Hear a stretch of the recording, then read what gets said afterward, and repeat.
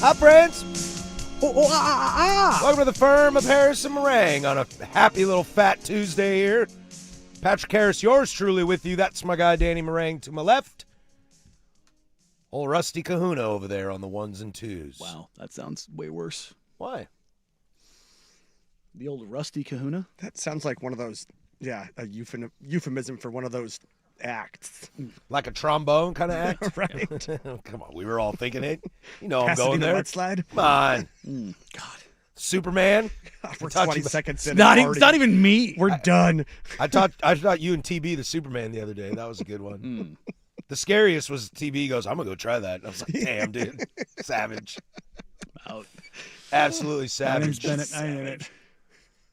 I think I show up to work early just to make sure I see Terry Boyd every day. Yep. He's Hey. always running late to get home early. Just an absolute legend. Just an absolute legend. Good way to be.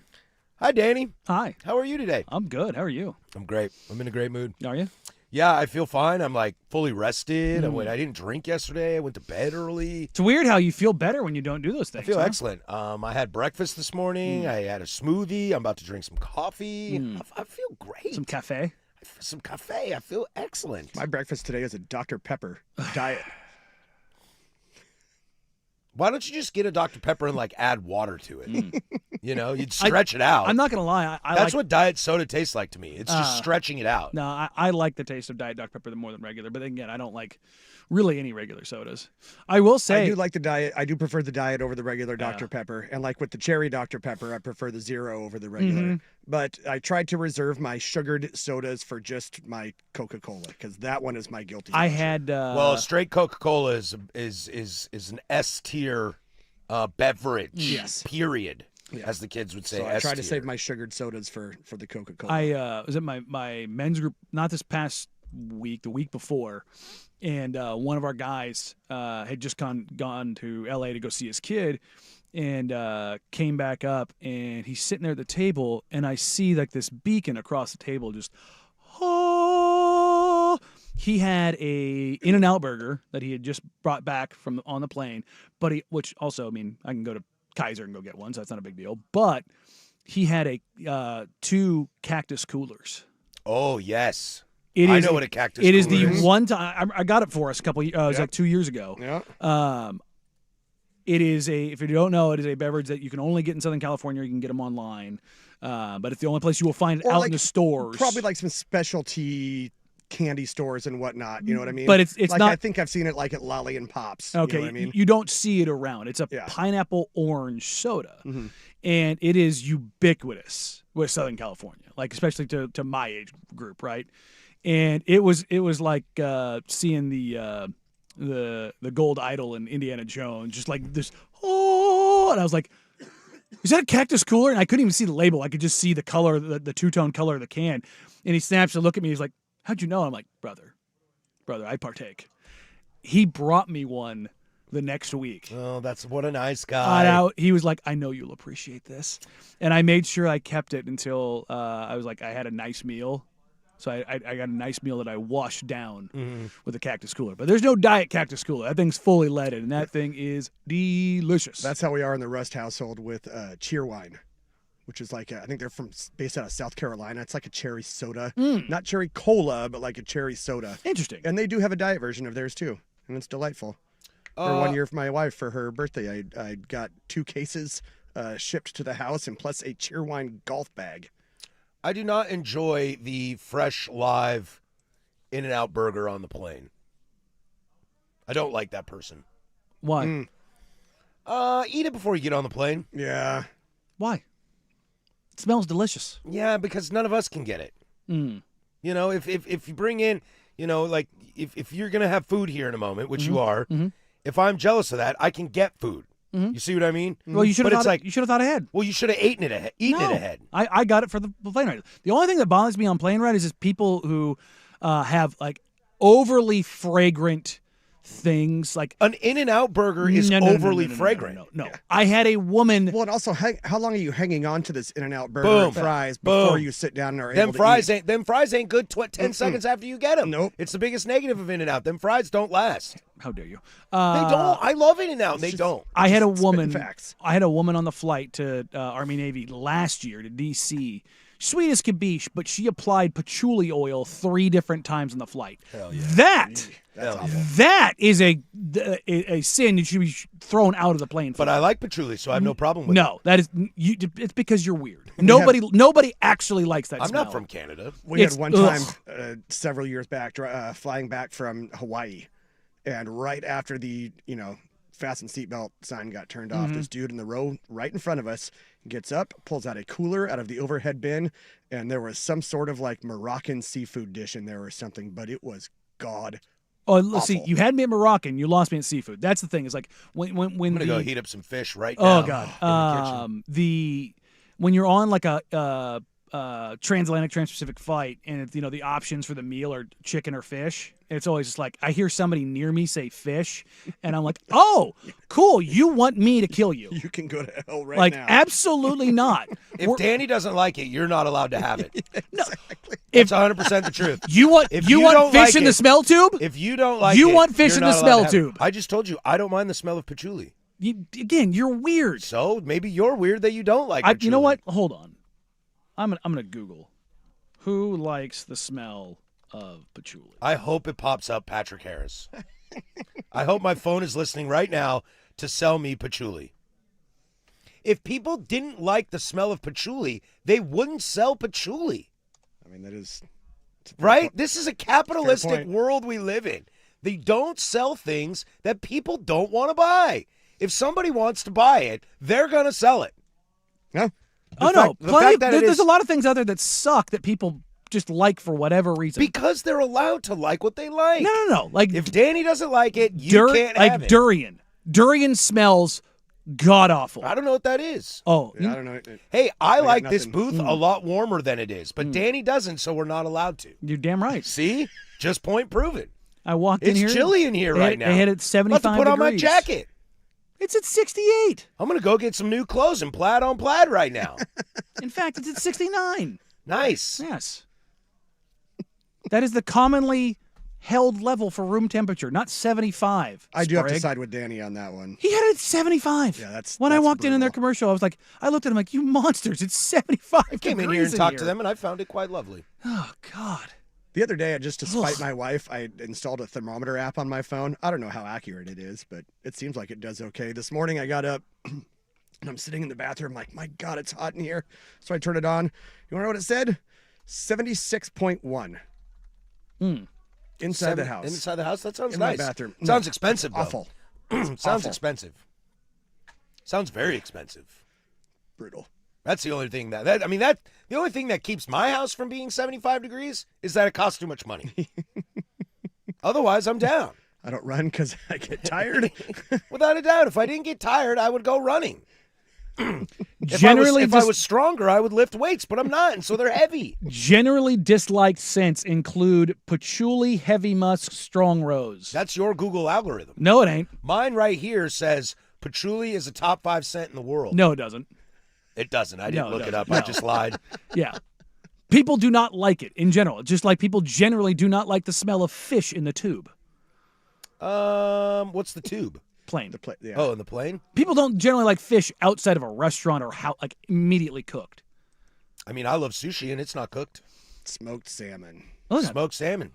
I love a good blackened salmon. Made some for Tiff the other night. Make it pretty regularly. But in my house will smell like that whilst cooking it. Totally fine with it. Yeah, I don't have an issue with it.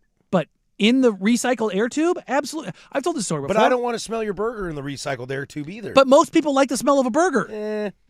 That's not even close. Not in this town. Oh God, We yes, got- we even got- in this town. We got vegans everywhere. not- man. we that got one, though. we got more burgers in this town than damn near anything else. I came to work today with a very, very sharp stick, and I am poking. Mm-hmm. Just poking. And I am poking. I over will not here. stand for this. I am poking. Speaking Absolutely of poking, love something. poke. Love poke. Yeah.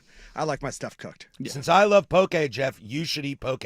Poke's fine. That's sorry, dude. It's what I like. It's overrated, but Therefore, you're not alled to have it. it's totally fine. Poke's not overrated. It's overrated. It's one of those things where it's like it's good. Don't get me wrong. I like some poke. I love sush. Sush on the plane's fine too. Is it too much to ask to call it sushi? Is that extra letter Yeah. just too much? I like some sushi. It's like 5 letters, bro. No, man. Sushi. I got to side with Patrick on this one here. Because when I It's like calling them the Zers or like, Za. no. Well, it's because when My I want kid to punch says, you in the face right now. my kid says that is so W, and I mean, you mean winner? Do you realize that winner is 2 syllables and double U is 3? Yeah. And he's like counting on his fingers, and I'm like, yeah, dude, why are you saying W? what are we doing here? No, because when I say sushi, it has to be sushi. Because there's a sushi spot that I went to for years. Every time I would walk in, it was always sushi. So every time, so when I hear the word sushi, that's what plays in my head. So that's why you shorten it to I'd sushi. say sushi. Sup, sush? Ah, I hope we never talk about sushi on the show again Right. just because of that. It's like me and Sush, we were in Beta Phi, you know.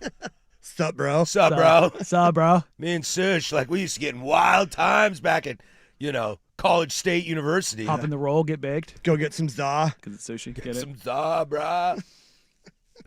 I'm not a shortener. And that's probably why, like, I'm a Patrick and not a Pat. Right. I'm like, just call me Patrick. Do you think that maybe calls back to something else? Maybe. Saturday Well- Night Live. Saturday Night Live is not a good one. What's that? It's Pat. My mother also calls me Pat, and everybody else calls me Patrick, so I feel like it's my mom talking to me. Oh, that's good. Oakley dokley. Well, we got a show for everybody today. Something's going on today. It's a Tuesday. That means we got free consultation at 12:15, so you can get those in. We'll have fun with that. Anything you need help with in your life, personal sports, whatever it might be, your work life, anything, we'll do that at 12:15, as we always do. Web Gems at 11:45. Let's see, a little college football this hour to get to, some coaching hires, etc.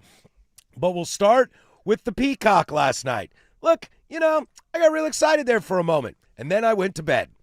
Next, 105.1 The Fan. Oregon Ducks season came to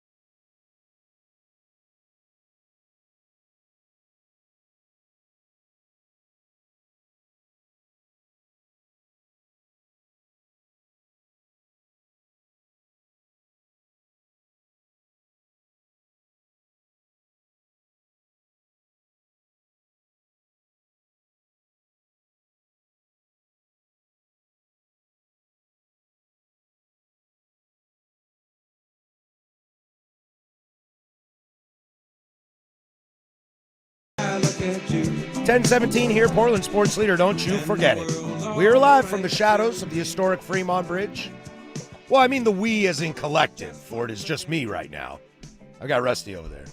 I am here. From the shadows of the historic Fremont Bridge. 503 If I wanted to get ignored, I'd go home to my wife. 503-864-6326 is the fan text line. She'll let you interact with us throughout the entire day. Also over on the YouTube channel, youtube.com/1051 The Fan. Come join us. We're having a great time over there on a Tuesday. Coming up this hour, do you get excited about this coaching hire? And the former offensive coordinator has a new place, and I'm curious if it affects NIL. So there's a lot to get to here in this first hour. But we'll start here in the sense of, I was really excited last night to sit down on my couch. I had appointment viewing for sports. Little early basketball. I had appointment viewing for sports. I was very excited. Blazers, Celtics, nice little tribute to old Drew Holiday in Boston. And I like what Peacock does. I like their pregame, halftime, postgame. Good TV angles, etc., blah, blah, blah.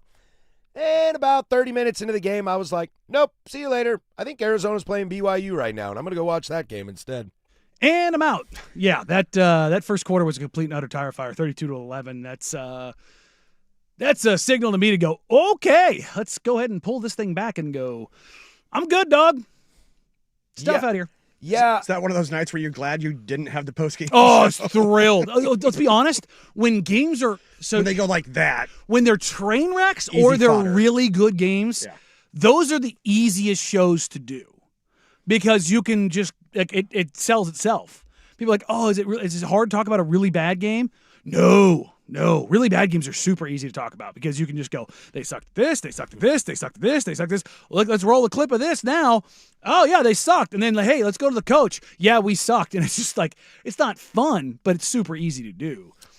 But they at least acquitted themselves for the rest of the game. But when you get down 21 in the first, and this is following that 12-point first quarter they had against the Raptors.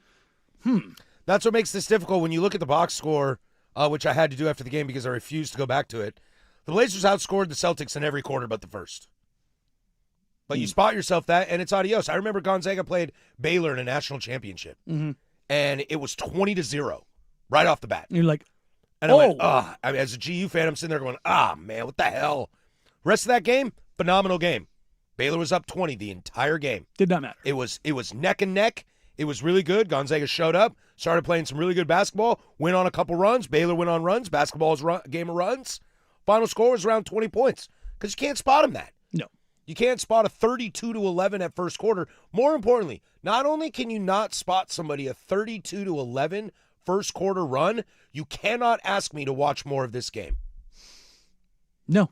Nobody can shoot the ball. 3-point last night was absolutely atrocious, 10 of 40. Like, I'm out, dog. Yep. I'm out. They got to the free throw line 12 more times than the Celtics, and it wasn't like – here's the thing. The Celtics did not light the world on fire. They didn't have to. They scored 102. Like, they shot 43% from the field. They were decent from 3, 13 of 34, but they didn't get them up at like a crazy Celtic-like volume, right? It wasn't like Sam Hauser and Jaylen Brown and Derek White were raining in threes. Now, Peyton Pritchard knocked down 5 of 11, which is super helpful. Blazers had 30 free throw attempts. Boston Celtics had 18. Yeah.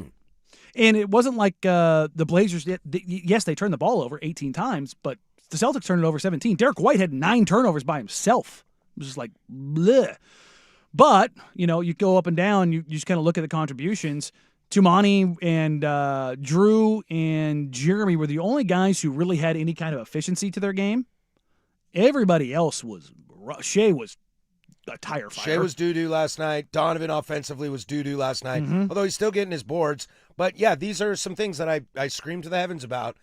Tumani's 3 of 9 from downtown. Donovan is 1 of 5 from downtown. Guys, they're not falling. Find something else to do. Well, I feel like I'm working in a restaurant again, and somebody's like, you have already cleaned that table. Stop cleaning that table and go find something else to do. That's not how it works because teams are going to continue. Like if you showed a overlay of how teams are defending the Trailblazers, they're packing the paint. And when you don't have Denny, guess what they're going to do? They're going to pack the paint because you don't have anybody else. Drew is the only guy who you could say can manipulate the pick and roll on a consistent enough basis to get to where he wants and needs to get to. Shaden has moments. Jeremy can attack off isolations. But Denny's the only guy that they have who can consistently, every time down the floor, attack a defense even when the paint is packed, because he's so big, he's so strong, he's so physical. It doesn't matter. And it's not like the Celtics, as good of an athletic and smart defensive team as they are, who on that team is big enough to handle Denny? The answer is nobody. Tatum's the only guy, and he's not healthy. Fair, yeah. To same with the same pace and speed. Yeah, like don't get me wrong, Derek White's not big enough. He's not big enough, and Jalen's He's not very strong enough. He's No. big enough, but he's not strong enough. And Jalen's a very good defender, but he's just not big enough. Like, again, Denny's 6'9", 250. Yeah. Denny's a big, big boy. And they don't exactly have, the premier rim protection that, that they had in the years before when they had Horford there, who's always so smart and so heady about everything. And then you've got, Jason Tatum at 6'10", and you've got Jaylen Brown at 6'7", and you've got Drew Holiday on the perimeter. You've got Derek White on the back. You know what I mean? Like, without Horford, without Tatum, without Drew, like, they aren't quite the same unit they were in their title year. But side note, though, this Celtics team has been pretty good this year. No. Shout out to Jaylen Brown for being an absolute baller. They're 29-17. They're good. I wish I would have pulled it. He had a great quote last night after the game that he was like, all the sacrifice that I've made. I mean, it sounded a little selfish, a little condescending, but I don't think he meant it that way. And he was kind of saying something along the lines of, all the sacrifice that I have made over the years is paying off right now. Because Jason's gone, and it was so funny. I was even reading comments on it, and nobody mentioned anything in the comments about Jason Tatum not being there. It was just Jaylen Brown has really taken this team over and kept them afloat with arguably their best player. I love Tatum more than Brown. Brown is a better player than Tatum, in my opinion. And Tatum's a better player. Brown's more valuable to what they do, in a sense. Fair. I think that's where I agree with you. Fair point. And that leads into that Joe Mazzulla might be a real coach. Oh, no. There's no doubt about that. I think Brad Stevens does a great job over there building that roster and keeping that franchise, whether it be culture, value, draft picks, assets, whatever it might be. Identity. He does a really good job of that. But I think Joe Mazzulla has a lot of Spo in him. Oh, he does. He's a complete and utter psychopath. The Celtics have an identity.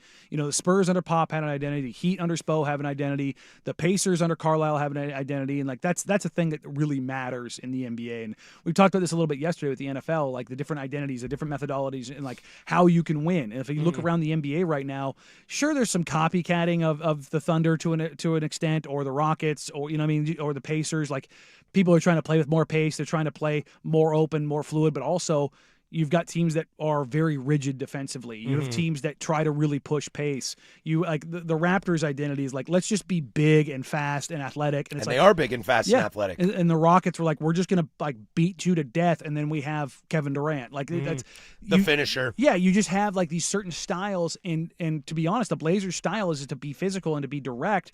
But their most physical and most direct player in Deni Avdija is not playing. And then you take out, you don't have Dame, you don't have Blake Wesley, you don't have Scoot, you don't have Matisse Thybulle. There's no guard depth. No, and you like, I know people like, oh, I don't like, Chris isn't that good. Like, Chris is a guy that you can trust, you can rely on. It's another 6'8", like physical wing that just gives you more stuff. And I know it's easy for fans to fall in love with guys like City and Caleb Love, but Caleb Love last night at 11 points, he's 5 from 14, 5 of 14 from the field, 1 of 7 from downtown, gets to the free throw line 0 times. I mean, if not for Jeremy got to the line, was it 15 times last night? Yeah.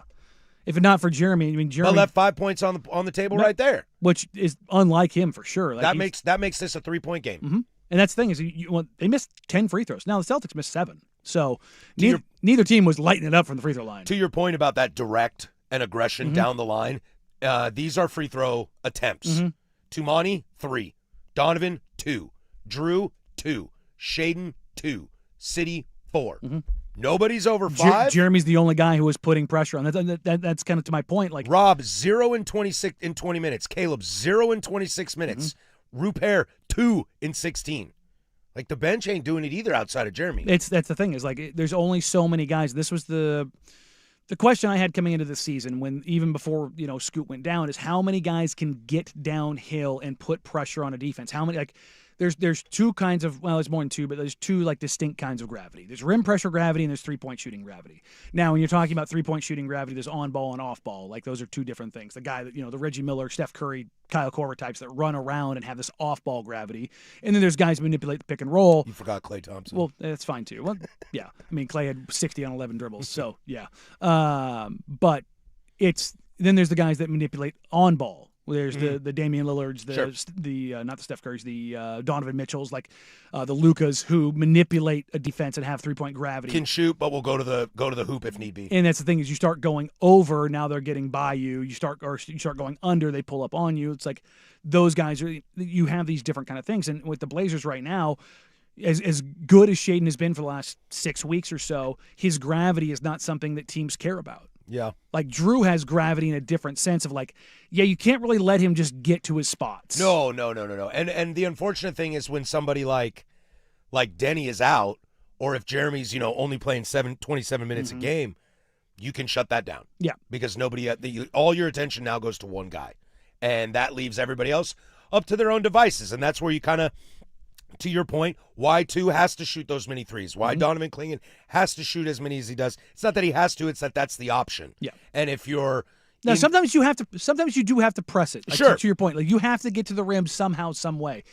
But if a team is basically gapping you the entire length of the floor, and they're just saying, we don't care, we are going to help on every single drive, none of you have enough of a handle to consistently create to where we're really bothered by it. And that's what was really, really tough with Shaedon last night. It's not only that his shot wasn't falling, but his handle wasn't there either. No. And you can see that early. And it's a trust thing. You can see it.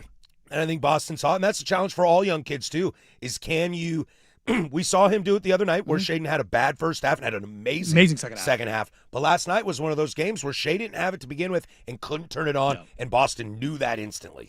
And that's where the consistency comes from. Like if I could give Shaedon any skill in the NBA, it wouldn't be his playmaking. It would be his handle. Because you see it. Like he just gets loose with it. And it's like people will say, well, Denny has turnovers. I'm like, yeah, he does. He also has a ton of creation. He also has more drives than anybody else in the NBA. Like Shaedon's drive rate, while higher, certainly, is nowhere near Denny. And it shouldn't. Well, I mean, like only 5 players are as high as Denny. Yeah, I mean, and you're talking about MVPs. Yeah. Like that's, but. We went through the list yesterday. But beyond that, it's his handle or lack of consistent handle is the thing that holds him back most offensively.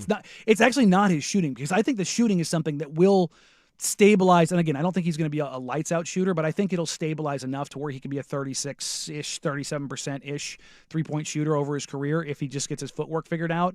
Like we've seen it at times. And so it's one of those things where I look at him like, that's believable. But his hand, like things that don't typically improve in the NBA, like you can get a better handle, but you can't, nobody's ever been like a guy that didn't have a handle to all of a sudden they had a real wiggle. Well, you know it's what I like, mean? yeah, it's like defense the same way. You can't go from being a cheeks defender to An all defensive. No, yeah. but like that's a perfect example. Like people think that, oh, you're in the NBA, you should be able to do this. Like try no, harder. Like, yeah, it's like, no, man. Effort does not equal defense in the NBA. It's a talent thing. And it's like, you can work to tighten it up. There's no doubt about it. Like Denny has tightened up his handle, but Denny also still does lose the ball from time to time. Yep. Like with Shea, has he tightened his handle? Yes, but you can also see when he gets loose how, like, the biggest thing I can call out, like when they played the Knicks the other night, he got switched on a Karl Anthony Towns. I want to say like 3 or 4 different times. And I'm Future like, Blazer Karl Anthony Towns. Absolutely not. And it was like, take him. Go at him. He's not a good defender. Right. And he went at him a couple different times. And most of those times he got cut off, and like his handle just wasn't tight enough to get him to where he went. Now he also hit some incredible shots off of those where he kind of spun back and went the other way. But it was just like, yeah, we'll see. you should cook him. Yeah, we'll see. They'll have another chance on Friday, I believe, against the Knicks. So at least there's that on the table. Blazers take on the Wizards tonight at 4:00. The Wizards have 10 wins tonight. Denny should be available. Let's get back to 500. Huzzers? Why not? We come back. We'll slide over to the NFL. I'm not going to lie. This doesn't get the juices flowing for me. Does it for you? We'll go to Pittsburgh. But first, the Kahuna with sports. You mind if I have some of your tasty beverage to wash this down? Now, from the George McCoy and Warren Allen Sports Desk, a Sports Center update on the Fan Sports Network, 105.1 FM and 1080 AM. First on The Fan, the Trailblazers now have lost 2 straight. Game 2 of their East Coast swing stops this afternoon in our nation's capital to face the Wizards. 4 o'clock tip on KUNP, 2.2 on your antenna, or Xfinity Channel 302 and 1016. Denny Avdia questionable after missing last night's loss to the Celtics due to a lingering back injury. Robert Williams III also questionable for load management. The Blazers are 7.5-point favorites. The Bills have announced they are promoting offensive coordinator Joe Brady to head coach in what is expected to be a 5-year deal. He replaces Sean McDermott, who made the playoffs in 8 of his 9 seasons at the helm in Buffalo. And ESPN's John Keim reporting the Commanders hiring Vikings defensive backs coach and passing game coordinator Durante Jones to be their defensive coordinator. And just coming over the wire in the last few minutes, Mariners broadcaster Rick Riz announcing he will retire after the 2026 season. More sports scores and stories in 30 minutes. I'm Jeff Rust from the George McCoy at Warren Allen Sports Desk. Hurt and missing work? Insurance companies acting like jerks? Don't call your mom. Call George McCoy at warrenallen.com. Your home for the Oregon Ducks, the Fan Sports Network, 105.1 FM and 1080 AM.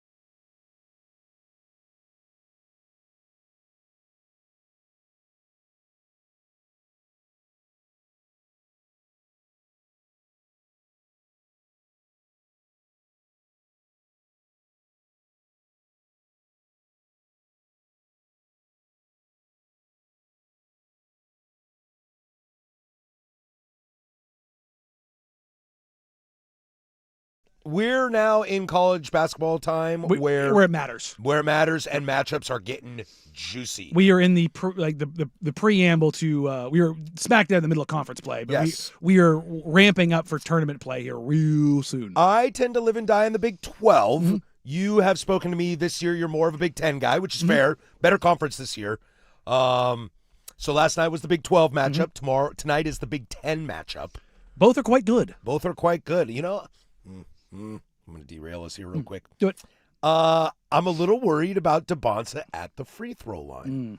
Young man at the free throw line. Young man who scores a lot that is not taking the free throw line seriously. Hate to see it. I'm a little concerned about it.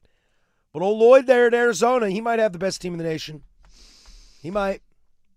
I still think it's Michigan, but I think it's Michigan too. it's fine. Yeah, AJ did not have a good night last night. He got a lot of shots up, did not make a lot of them. And But getting to the free throw line 16 times is he's good. impressive. Oh, he's good. Tonight is Michigan, Nebraska. What is that? 2-5? Is that where I we think are? it's 3-5. 3-5. I'll But- watch the mayor up close and personal on my telly tonight. Yeah, if you were a Blazers fan and you want to fantasize about players, like Watch tonight. because if you end up with a pick, which you're probably not going to, the only hope you have here is if the Blazers make a trade and they get another pick back, and you're looking at a guy like Yoxel for Michigan. Yeah, he's good. I wanted him to come out last year. He's so good. Uh, All right, back on. Game on. Game on. Pittsburgh hired a new football coach. If a NFL team hires a coach and no one cares, does anybody see it? Yeah. That was one of the biggest, like, It's a very we've talked about zigging and zagging, Sure, going sure. from the defense to offense, offense to defense, whatever. Like they from have a serious offensive problem. yeah, They they have do. a serious offensive problem. They have a serious quarterback problem. But it's also the Steelers. Understood. It's also modern football. Yeah, I know, but we've talked about this. The identity. Why? Like, Look, Drake May and Sam Darnold are not the best quarterbacks in the NFL. They're not top 10 in the NFL, but they're capable. May was.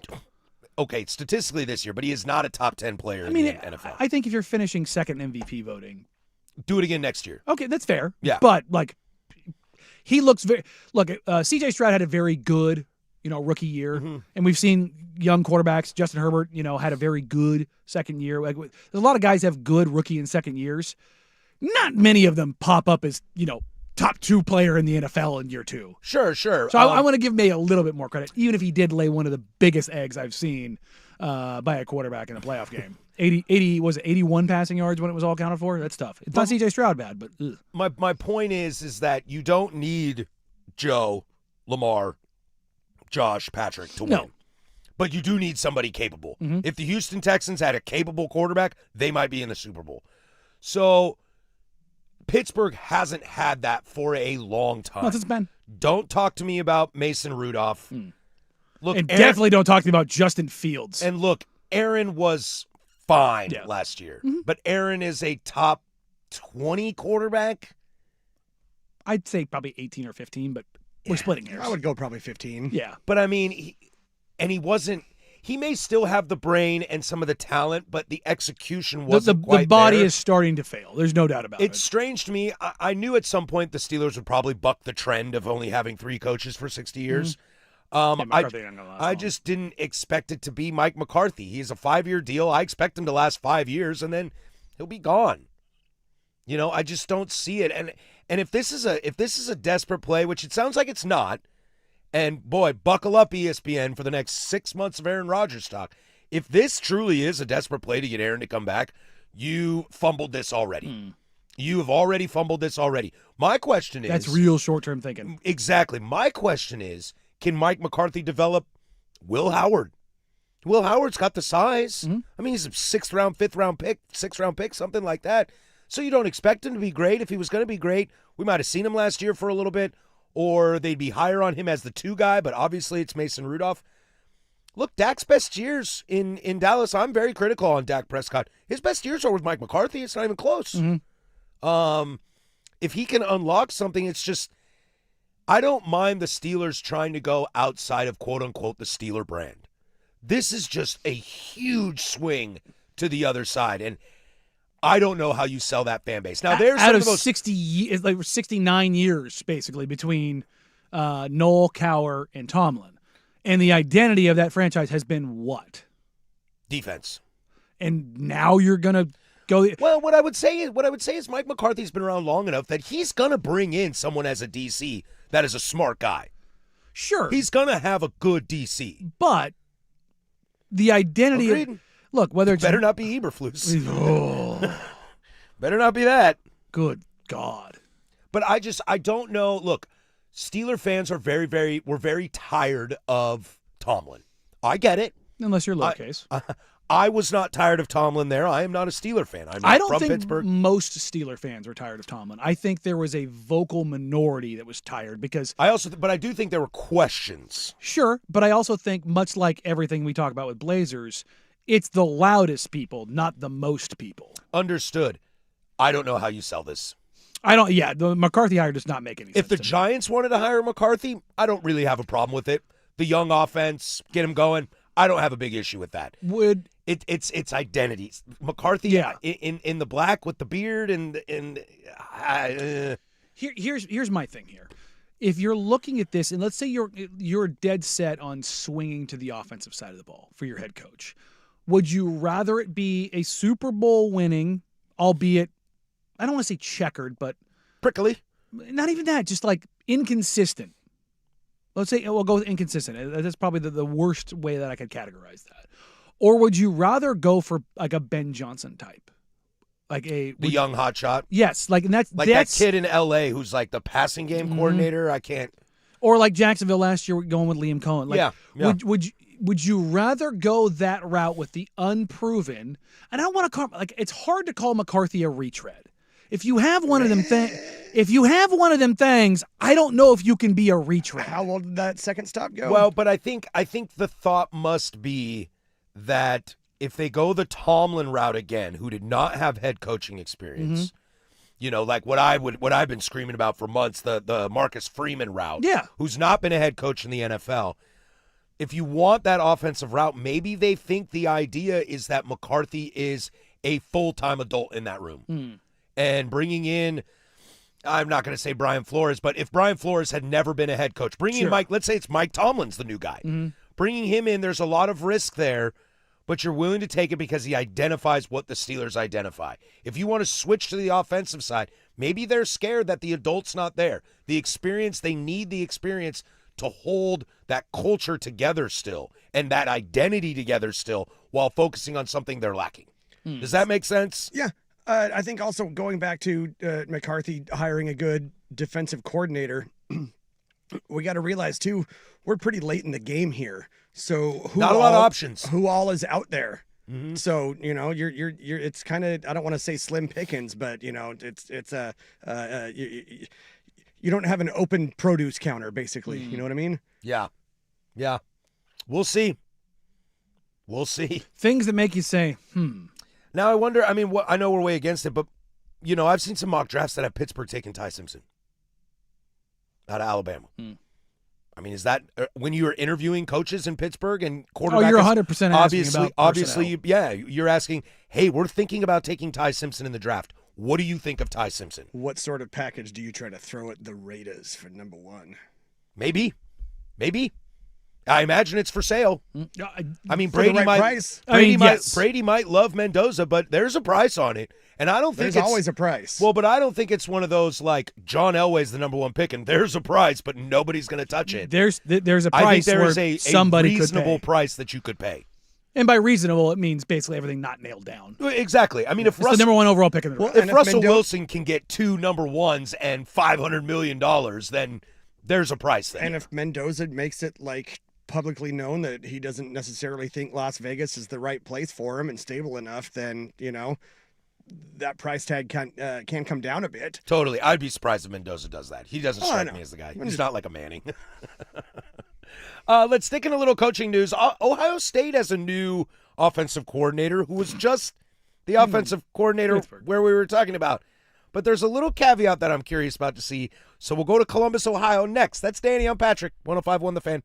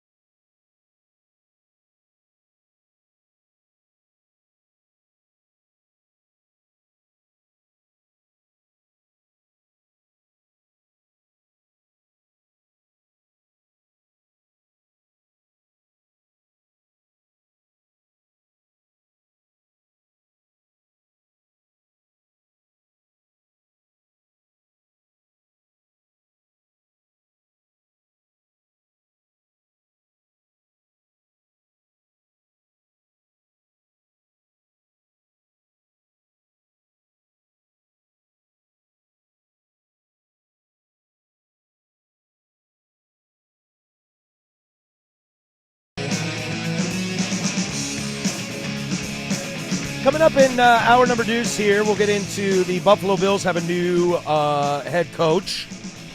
Kind of more of the same, I guess. We'll have a little bit of post AFC NFC Championship chatter as well, plus web gems. Free consultation in the Big Nooner. Also a little Giannis chatter in the Big Nooner as well. Get your free consultation in 503-864-6326. That's the fan text line or over on the YouTube chat. Oh, I had really bad acid reflux on Sunday night when I got home, which is a terrible thing to have after you've been flying all day. And so the worst part is once you're kind of removed from it, I have these big coughing fits. So I apologize if I sound wheezy or if I'm hacking. I'm not sick, though. I feel great.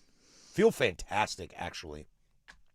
Ohio State reportedly hires Arthur Smith as their new offensive coordinator. Good luck with that. Yeah, that's kind of what I thought. I'm not quite sure what the thought process is there. You want to know the first thing that came to my mind when I thought about it? FedEx money. FedEx money? Yep. Give Can Daddy give some money to Ohio State to get some recruits in here? Help continue the program to get back to college football supremacy? laundering it through him to get paid. This is the first thing that came to my mind because why the hell do you want Arthur Smith? Like, Well, people keep hiring him. I know, but why? I don't know. Like, I think the jury's kind of out on him. And what is Arthur Smith good at? Making relationships. I guess so, but like from a football standpoint, I don't know who can. And Not- please, not my Huckleberry. 503-864-6326. If you're an Arthur Smith fan or you're a hater, like, let me know what he's good at. I don't know what his style is. What's he? I can't even tell you that What's if he's he bad at? I would say he is bad at situational placement. Okay. Like he's not a fit. Yeah, I would say a lack of aggressiveness. Agreed. Look, every offensive mind in the NFL, what do they want to do? Run the ball. I don't even know if he wants to run the ball. I don't know if he wants to pass the ball. What's the identity of his offenses that he's been around? Kind of just, What were the Certainly more generic. What were the Steelers good at on offense this year? Not much, Bob. Relying on Aaron to do something he did 15 years ago. It was the first thing that came to my mind. Money. Money at Ohio State. I think it's probably more relationally, but it's certainly something interesting that I didn't think about in that sense because, I always do forget of that good old FedEx money. It's pretty wild. Let's see. Ryan Day's reported choice. Elicit mixed feelings from the Buckeye fan base. But, Matt Patricia was pretty good last year for him. Bringing NFL concepts to college football. Not a bad idea. But a Matt Patricia, Arthur Smith. Matt Patricia has Super Bowl rings. I know, but still, it's just that's an interesting room. That is a very interesting room. Interesting room. There are some weird places there. Also, is he going to recruit? But Patricia, Smith, Day. Those are three, to be honest, different but same. Mm-hmm. Do you picking up what I'm putting down? There's just something about them that they're different but the same, and I can't really put my finger on why.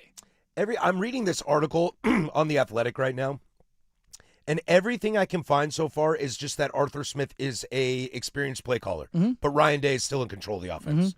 It says he's still in control of the passing game. Okay. It also talks about how he had a nice run game when he was in Atlanta. Okay, you have Bijan Robinson. That's like I have a nice run game in Baltimore because I have Derrick Henry. With no S. Them Vikings run teams are pretty good. Adrian Peterson, yeah. Norv Turner, he really unlocked LT, huh? Marty Schottenheimer. Well, I think there's a little bit chicken and egg there because, Elder Shanahan in Denver, didn't matter who you put back there. On the text line, as a Steelers fan, he's really good at calling screen passes to receivers on 3rd and 16s. See? I don't get it. I do that in NCAA. Every now and then hope you spring one. As somebody that roots actively against the Big Ten just because of how I was born and raised, have them. Have them. Fair. Good luck. Yeah, that one, that's a little different than old Chip. Even I felt the same way kind of about Chip, too. I was like, okay, have at it. They won an Natty. I would say No kidding. went just fine. But Will Howard was an experienced quarterback who had been in big games. But you know what Chip is. Right.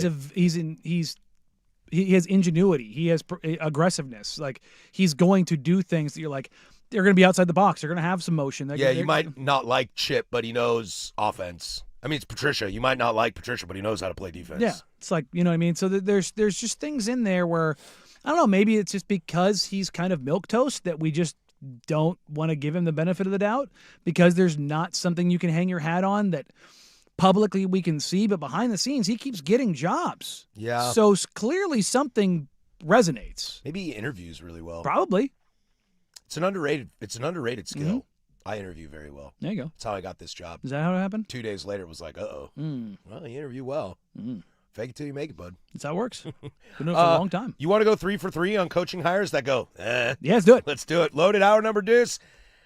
Oh, boy. We'll go to Buffalo. They pulled the trigger. We'll go there next. 105.1 The Fan.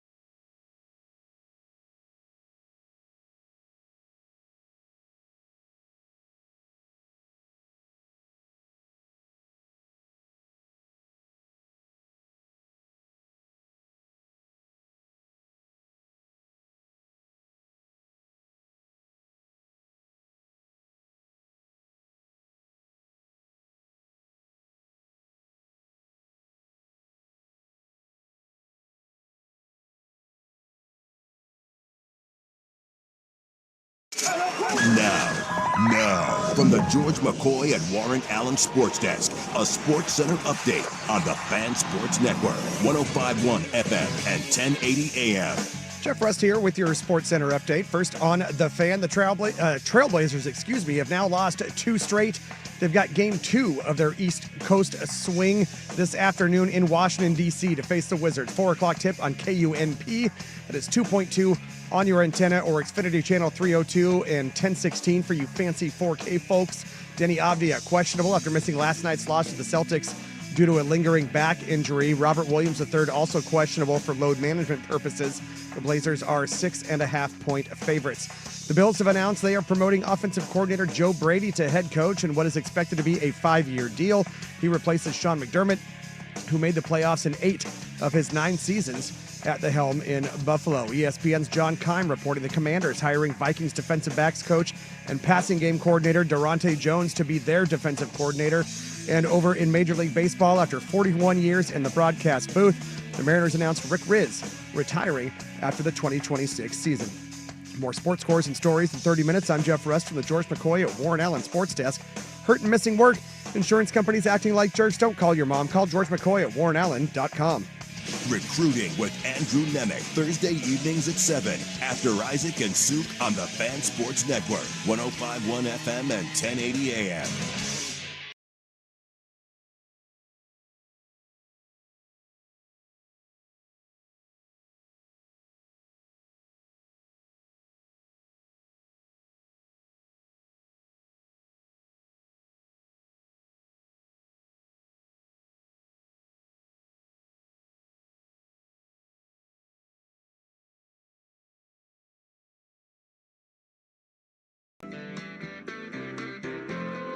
All right, hour number deuce. If you're missing the first hour, you can download that, The Fan Podcast. We're on 1051thefan.com, the Odyssey app, or wherever you get your podcasts, including places that rhyme with bad offensify.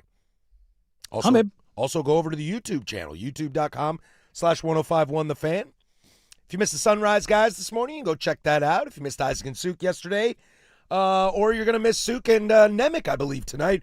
Excuse me. If you're going to miss them tonight, you can check that out on the YouTubes or the Odyssey app, wherever you get. Rewind, fast forward. Except for in the future, that'd be impossible. Web Gems at 11:45. It's a free consultation Tuesday at 12:15, so get those in on the text line. I saw you put that web gem in there. I'm like, There's a little bit. A little bit. It's exciting. It's more about how I wish... it's more about you. Well, it's a little bit about me. But it's also more about how I wish more players did stuff like this. Oh, I've got a great joke for that segment that I hope I remember when we get there. All right, and if it's hitting the button that says, I don't care, Nope. it's not funny anymore. That's not it. I want your hand off that little button. That's not it. We'll have some leftovers of the AFC and NFC championship games as well. But the news broke shortly before our show that Buffalo Bills have decided on their head coach. They are going to stay in-house. They are promoting offensive coordinator Joe Brady After to be the all head of that. coach. After all of that, you're going to just kind of do more The of locker the room same. was sour and dour, and you're going to go in-house. I know. And What the heck? I think the weirdest thing, too, is that I don't think it's McDermott that got sour, that got the locker room sour. No, I think the loss. I think it was ready for a change, for sure. I support Buffalo in moving in a new direction from Sean McDermott. He's going to get a job. Sounds like maybe not this year, I mean, unless the Raiders tab him, which would be a great hire. Well, that's why the Bills are hiring Brady, is Brady was interviewing again with the Raiders. And we don't want to let him go. I saw those reports, and that is such a terrible way to hire things. Well, it is a terrible way to hire somebody, but also it's great leverage by the agent. Oh, for sure. Like, if you don't, he's gonna take this one. I know, but it just reeks It's of FOMO. It reeks of Yeah. FOMO. And now the domino is that sounds like Brian Daboll's going to Tennessee with Robert Saleh, which, boy, on paper, I kind of like that. Look, I kind of really like that. I would have liked to have had that. Yeah, Cam Ward, not my guy, but if you're going to build on Cam and you need work to do, you got Saleh to help that defense, and you got a great Daboll's offensive a mind. Great offensive mind. To where you slide over to Buffalo, and this just reeks of upper management stays in control. And it's like, Joe Brady, you're our guy. You're in charge now, but you do what we say. Because clearly that's where everything riffed. Again, I am okay with McDermott being out in Buffalo.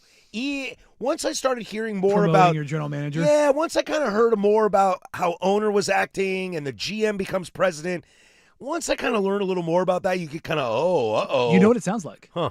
Tennessee with Vrabel. It's the same thing that happened. You told me I was wrong, and I don't like that, so get out of here. It's a him or me situation. Remember all the Vrabel's too combative, and like there was all these like kind of like quasi hit pieces. I kind of want someone to be combative. They're like, oh, he was physically intimidating, and it was like, he's a former linebacker in the NFL. What the hell did you hire? He's a large man. I mean, Mike Vrabel coaches a game in New England, and I live in Portland, Oregon, and I look at TV, and I'm scared of Mike Vrabel. That's and he is the 2,000 point. miles away. Three. Excuse me, thank But you. they also Tomato, potato. They promote the general manager and they go get a different coach, and then guess what? They file the general manager. Was it like 9 weeks, 10 weeks into the season? It was just like, oh, we have made a drastic error. And unfortunately for the Bills, the Titans had no talent to begin with, and yet Vrabel was kind of getting them to play above that. And I think what ended up happening there is the general manager went, not we're ahead of schedule. It was, this guy's more important than me. And the egos that exist in these spaces, particularly on the general manager / presidency side, when the coach gets bigger than that, the guys get frail and they get protective. And the more I hear about the Bills, the more I'm like, McDermott, big, strong, former college wrestler, kind of quiet intensity. Buffalo, all we ever talked about with Buffalo was Sean McDermott's team. We would talk about how they don't have the weapons and they need to find some more key players, but it was always Sean McDermott's team, and maybe they didn't like that. You ready for a hot take? I'm ready to give you a boiling hot take. I think I think that Joe Brady is a really great offensive mind. Sure. We've seen him. I mean, Daboll unlocked Josh. Brady's found ways to take Josh to another level. Sure. I think Obviously, it's- Brady at LSU and one of the greatest teams we've ever seen in college football. Joe Brady is a really smart guy. Hot take, I think the Steelers did a better job hiring a head coach than the Buffalo Bills. Look, I like Joe Brady, but I Based would have on liked, all the evidence, Yes. I would agree. If Joe Brady in a vacuum, better. totally, Joe 100%. Brady, Steelers should have gotten Joe Brady. I If would've- you're going to go that route, that's a perfect example. We were talking about if you're going to go for somebody to give them their first opportunity, I would rather go with Joe Brady than McCarthy. If I the feel like McCarthy in Pittsburgh just feels like 9-8 every season. like Mike Tomlin, Hey, Tomlin got some 10 wins. if Dable goes to Buffalo, I still feel kind of that. Like, okay, but he's been removed. He's been coming back, removed for yeah. a little bit. He has some head coaching experience. I'm kind of a little more into that. But everything since the Buffalo Bills have lost that game against Denver 2 weeks ago, my opinion on the organization has flipped drastically in less than 2 weeks. And that was because an owner got out there and started airing stuff out. Number one, probably shouldn't be out there publicly, but again, I'm glad that it is because you have a better insight into his thought process and what he's done and how he's looking at things. And it's like, if you're Josh Allen, you're not sitting there going, I need to get out of here, but you're probably looking around going, what the heck, man? My mom probably represents the average football fan pretty decently. Watches a lot of games, doesn't really care about the X's and O's. Will not shut up about Buffalo winning a Super Bowl. She won't, because they are the Cubs right now. I don't think there's they a are team the Red Sox. in They football are that people care about more that's not their team. Of like, if you're asking who do you want to win, it's the Bills. right. They are the engine that could, the brave little toaster. You want them to go. For those of us that do this job right now, I love Josh. I love Josh a lot, and I think he deserves a Super Bowl, and I think those fans deserve a Super Bowl. Over the last week, my rooting interest for the Bills is really taking a hit. I want to root for those guys, not the players. Yeah. The ones that benefit the most, which is the owner and the president of football operations. Those two, I don't really know if I want those guys to win. It's not Jimmy Haslam. Well, here's it's not Stephen Ross, but it's not far. Well, here's the thing. I've said this in different ways across sports pretty regularly. They're all like that. Well, I know, but It's just a lot of them are a lot better at keeping it under wraps. and I am somebody that I would rather be an idiot than ignorant. I would rather know that I'm dumb than be oblivious to being dumb. That is a and then once it's out there, like, now I can't pretend. that is a situation The in thing which is that makes you instantly smarter. exactly, but that's a situation in which I wish I was ignorant. Yeah. I wish I didn't know that. Well, I've said Because this. I don't want to be, if I'm at a bar or with a group of friends, like I'm going to go to a Super Bowl party. You know, we're all going to Super Bowl parties. We're going to be around our friends and have, casual conversations. And somebody's going to say, man, dude, I really wish Josh Allen was in this game. I really wish the Bills could win a Super Bowl. And I am probably not going to say, I don't. Because You're weird. Because in a casual conversation, I don't want to be the guy that's anti-Buffalo. Because like you said, Danny, everybody is pro-Buffalo right now. But now that I've seen kind of how the sausage is made in Buffalo, it makes me hard to root for that. Well, okay, but so It makes me want you to trade Josh and don't. trade Joe Burrow because But I don't like the situation. I But don't. so who do we have in the AFC in there right now? It's Rub and Tug Bob Kraft. Fair. I mean, I'm not. I hope you don't think I'm sitting here saying go Bob Kraft. No, that's not what I mean. I'd I rather just, here's the thing. I'd rather have Jody Allen hoist the Lombardi Trophy Oh, than boy. Bob Kraft. and her penguin bones. You got it, elephant bud. bones. You got a hot tub time machine over there. But and again, in all of this, the thing that I've said about doing this for 14 years, if I could change one thing, it's not knowing how the sausage was made. Yeah. Because like when you find out that this player is just a real POS, you're just like, oh, you're not just like a bad, like a not a likable dude. You're a horrible human. Well, the new revolution that we've had over the last 6 months to a year, maybe even a little longer, is Ja Morant. You know, Yeah. how long have I told you I love Ja? I love Ja. And I tried to gently lead you to the water on that one. You know, and now I'm a guy like I love Jason Tatum. You know, I love his game, and I love how he carries himself. He's a little cheesy for sure. You know, we did it. And like, that was really poorly staged. But he seems like a nice guy. Please don't tell me he's not a nice guy. You know, like my boy Klay Thompson. I went to college with him. I don't know anything about Megan Thee Stallion, but they seem to be pretty happy together. Sure. Please don't be a POS, Megan. Like, please don't be a POS. I don't know anything about you. I'm not expecting you to. But yes, these are the kind of times in sports where I do love ignorance, because now it makes it easier to root, but like I'm not going to not do that because it impacts the other guys. I know. Because the reality is, They all have their stuff. For sure. It's just to varying levels. Like Jerry Jones got money from the Teamsters to buy the Cowboys.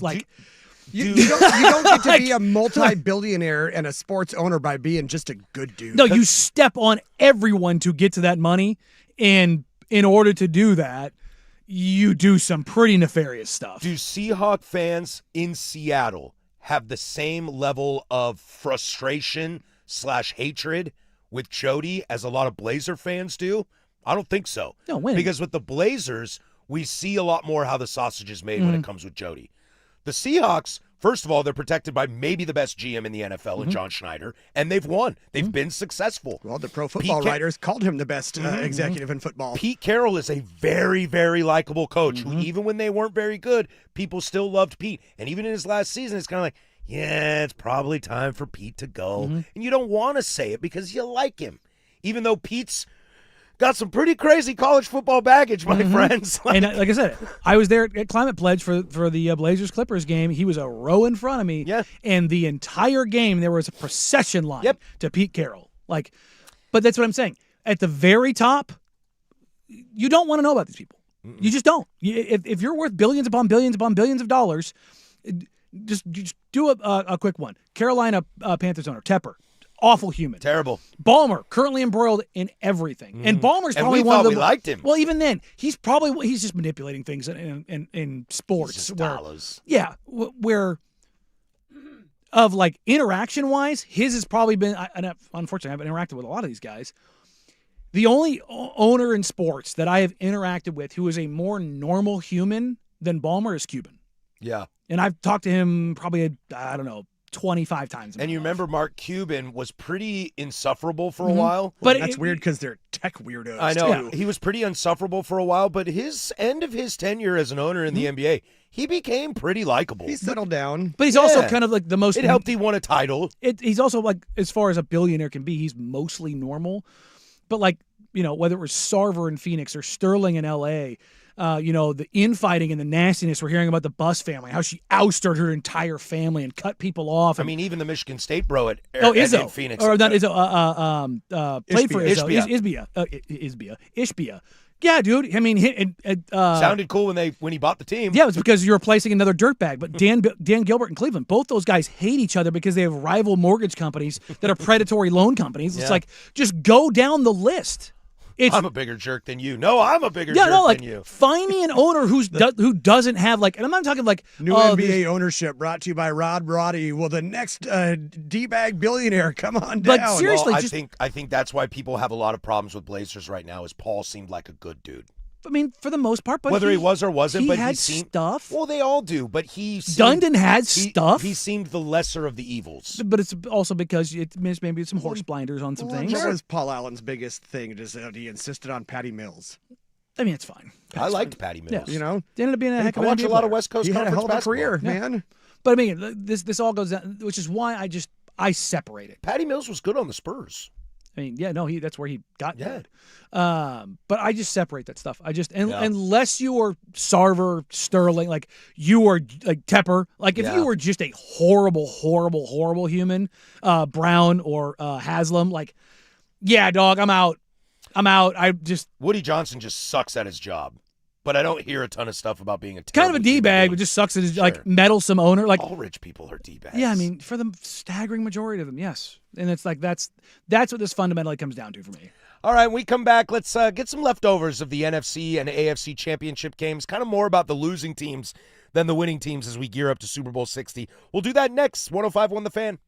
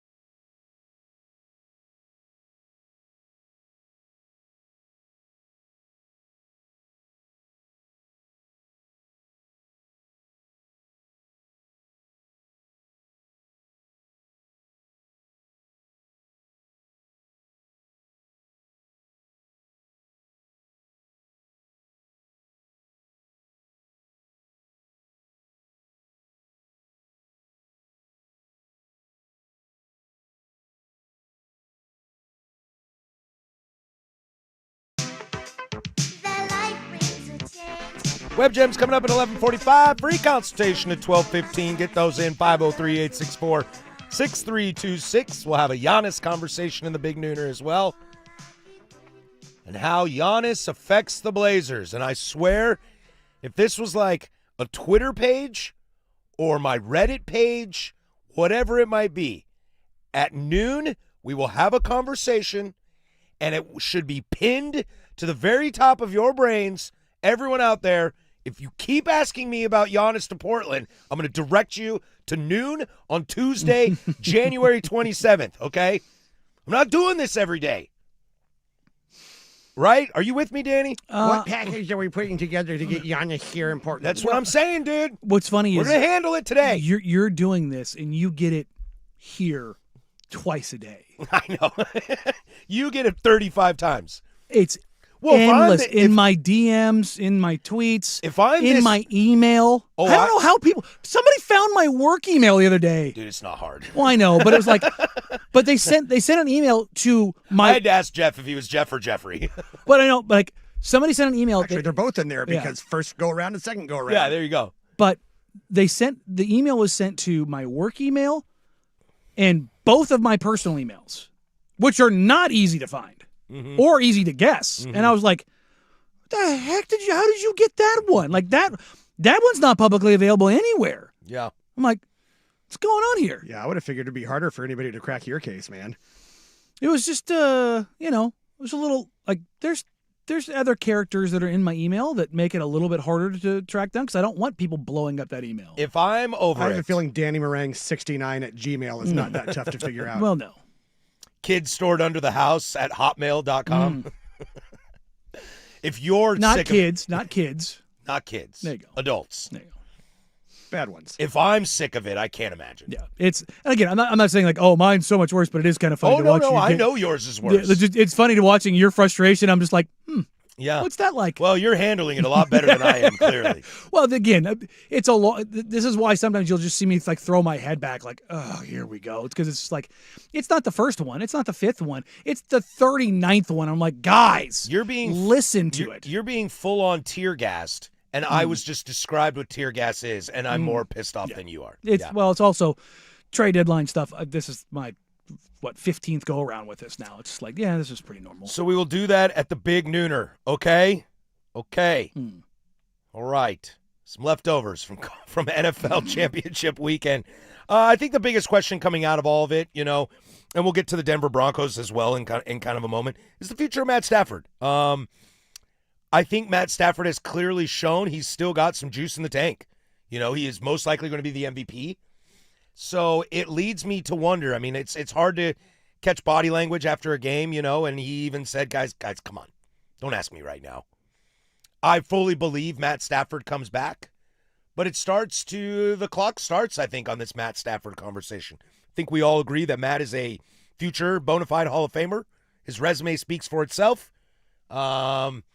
He won a Super Bowl. He's an MVP at 36, 38 years old, and he can still play. Look, Matt Stafford is not the reason why the Rams lost that game. In fact, No, he Matt said, "Hop Stafford on my back." Matt Stafford is a big reason why they were still in that game. But the question remains, is Matt is expensive. Mhm. You're going to have to start thinking about the future. And when does that go? When does that happen? Because McVay would rather have Stafford right now. Well, I mean, what team wouldn't? The only question is does Stafford want it? And look, man, he's certainly getting up there in age. And I know I kind of joke about it, but the whole idea of like, this dude had a needle shoved into his spine, and we were like, is he going to play this year? Like that, if you've never had something like that done, it's brutal, bro. Like What does he have left to accomplish, too? because he's done it, because he's going to win an MVP. He's got the chip. He's got an MVP. Like, he lives in L.A. with a hot wife. He's got numerous records, whether it was with Cooper Kupp or Calvin Johnson. He has two of the most, and now Puka. He has three of the most productive QB wide receiver combo hit seasons in the history of the league. He's a first ballot Hall of Famer. His compiling stats are bonkers. Like, this is what I was saying. Like, if they lost that game, I don't know if he comes back, because do you want to ride out in the sunset? Yeah, but do you think that going into next year where you're more expensive and guys are older and you're always attrition, like how many, like Les Snead has done an incredible job, F them picks and all those kind of things. For all we say about John Schneider, he deserves some too. Oh God, yes. I mean, because it's like, think about it. It started with Goff and has gone through Stafford. Like they were a game away from another Super Bowl. Starting quarterbacks that have started in a Super Bowl don't get traded. They don't. No. And so to make that move and then to have the production of Aaron Donald over his career and to lose him and come back, add Jared Verse to the team. He's an absolute monster. Like at some point in time when you're shoveling the hay, the barn's empty. Yeah. At some point in time that there's none left to shovel. You know what I mean? Like just coming back, like, everybody, the Elway one, riding out in the sunset and all that kind of thing. If that had happened this year, he's definitely done. Mm-hmm. But there's a lot more examples of guys that hung on, Favre, and just held on and held on and held on because they were trying.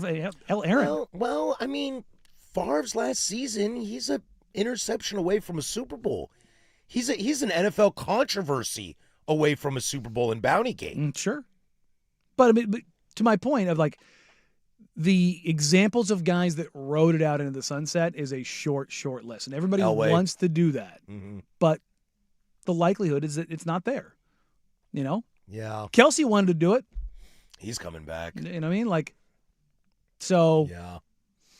And I get it because it's all these guys know for such a long, like we forget how long Matthew Stafford has been in the NFL. And like, that is not, we get so accustomed to first ballot Hall of Famers. Mm-hmm. Number one, they're rare. Right. Number two, they're in our, like Brady Manning was in our brain, in the zeitgeist for so long that we took for granted just how long they played for. Because it is much more likely that you have a career that's like Andrew Luck than you do Manning, Brady, Stafford, True. Rodgers, these careers that span 18 plus years. You know me, I always kind of say this. I just want to see it. I'm also ready to see him with a true rookie quarterback. Because Goff was still young when he got Goff, but Goff had been in the league for a couple years. But he also redeemed him. Very much so. And so did Ben Johnson. Mm-hmm. So I want to see McVay I want to see him choose his young quarterback too. I'm kind of ready for that. He revitalized Baker to an extent. Even though he was there for 2 weeks, something happened. Worked pretty well. And Matt Stafford has always been great, and now he is top tier. Mm-hmm. Be interesting. Let's stick with this. Are either of these teams that lost set up for the future? We kind of just talked about that with the Rams. We'll slide over to the Broncos, too, because I don't know if either of these teams are a wagon. We'll go there next. But first, the Kahuna with sports. I hear they got some tasty burgers.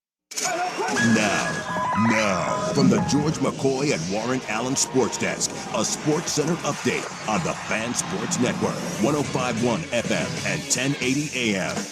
First on the Fan, the Trailblazers now have lost 2 consecutive games. They've got game 2 of their East Coast swing this afternoon in Washington, D.C. to face the Wizards. 4 o'clock tip on KUNP. That is 2.2 on your antenna or Xfinity Channel 302 and 1016. Denny Avdia questionable after missing last night's loss to the Celtics due to a lingering back injury. Robert Williams III also questionable for load management. The Blazers are 6.5-point favorites. The Bills have announced they are promoting offensive coordinator Joe Brady to head coach in what is expected to be a 5-year deal. He replaces Sean McDermott, who made the playoffs in 8 of his 9 seasons at the helm in Buffalo. ESPN's John Keim reporting the Commanders hiring Vikings defensive backs coach and passing game coordinator Durante Jones to be their defensive coordinator. And then after 41 years in the broadcast booth, the Mariners announcing Rick Riz retiring after the 2026 season. More sports scores and stories in 30 minutes. I'm Jeff Rust from the George McCoy at Warren Allen Sports Desk. Hurt and missing work. Insurance companies acting like jerks. Don't call your mom. Call George McCoy at warrenallen.com. Your home for Seahawks football. The Fan Sports Network, 105.1 FM and 1080 AM.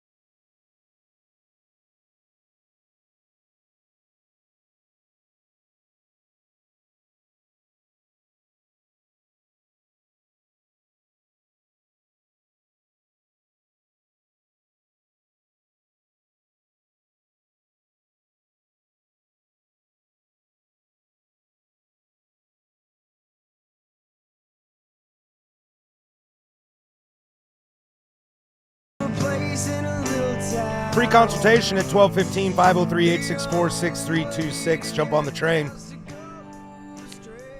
That Oregon Duck date's creeping out right now. Burner accounts on Twitter, leaking information. Rumors are at a team that is based in L.A., but L.A. is not in their acronym, if you catch my drift. Dates, late game in the state where the vice president is representative of. You know, just sneaky little things out there. Duck schedule will be released at 2:30. I'm sure Luke Anderson will cover that heavily on the happy hour today. I'm gonna tell you he's not going to. We will tomorrow, though. I want to talk about it. I like schedules. Schedules are fun. Sticking in the NFL, though, with some conference championship leftovers. Look, I think what's really fun about this, and as we, lead up to the Super Bowl with the Seahawks and the Patriots, what's really fun about this Final Four is it doesn't feel like any of these teams are juggernauts. Now, I'm going to go ahead and say it early. I think a lot of people feel this. I like the Seahawks in this Super Bowl a lot over the Patriots. I think it's just kind of they're peaking at the right time and kind of playing really well in all three stages of football. But there are none of these teams that I look at and see as, even the Patriots, I don't see the Patriots as the next dynasty. I don't see a Chiefs in this Final Four. I don't know if I see a Chiefs in all of NFL right now. And that's a good place to be, I think. Yeah. Of these four teams going forward, dare I say the team I like the most might be the Broncos. Assuming Bo comes back healthy, makes a little more progression as a starting quarterback. I like Darnold and May better, so I'll go with those. Well, I like Darnold and May as quarterbacks better than Bo, too. But as far as a whole team concept, I might like a little more where Denver is. I did see they only have about $35 million cap next year, which isn't a whole lot to work with. They're gonna need another receiver. But again, and the answer might be Seattle too. But I don't see any of these teams as like railing off Super Bowl after Super Bowl after Super Bowl. If the Eagles aren't doing it, I don't know who's doing it. Well, that's the thing is, like, dynasties are dynasties because they don't happen all the time. But we got so used to Patriots and Chiefs that it was like, oh, this is the norm. It's like, no. I mean, the Rams weren't a dynasty per se. They were really good over 5 years, though. Yeah. I think we're going to see things more like the Saints. Really good teams that peak at the right time. You're talking the Drew Brees team that beat the Peyton Colts. took, Yeah. Like, right place, right time, getting hot, being healthy. Yeah. Because it's hard. Look, the Chiefs and the Eagles and the back and forth, it's like, yeah, they were great, but also, what happened to the Chiefs this year? Oh, that's right. Everything didn't go their way. Yeah, the stuff started falling apart conceptually. What happened to the Eagles? Attrition, attitude, egos. Attitude, yeah. Like, culture.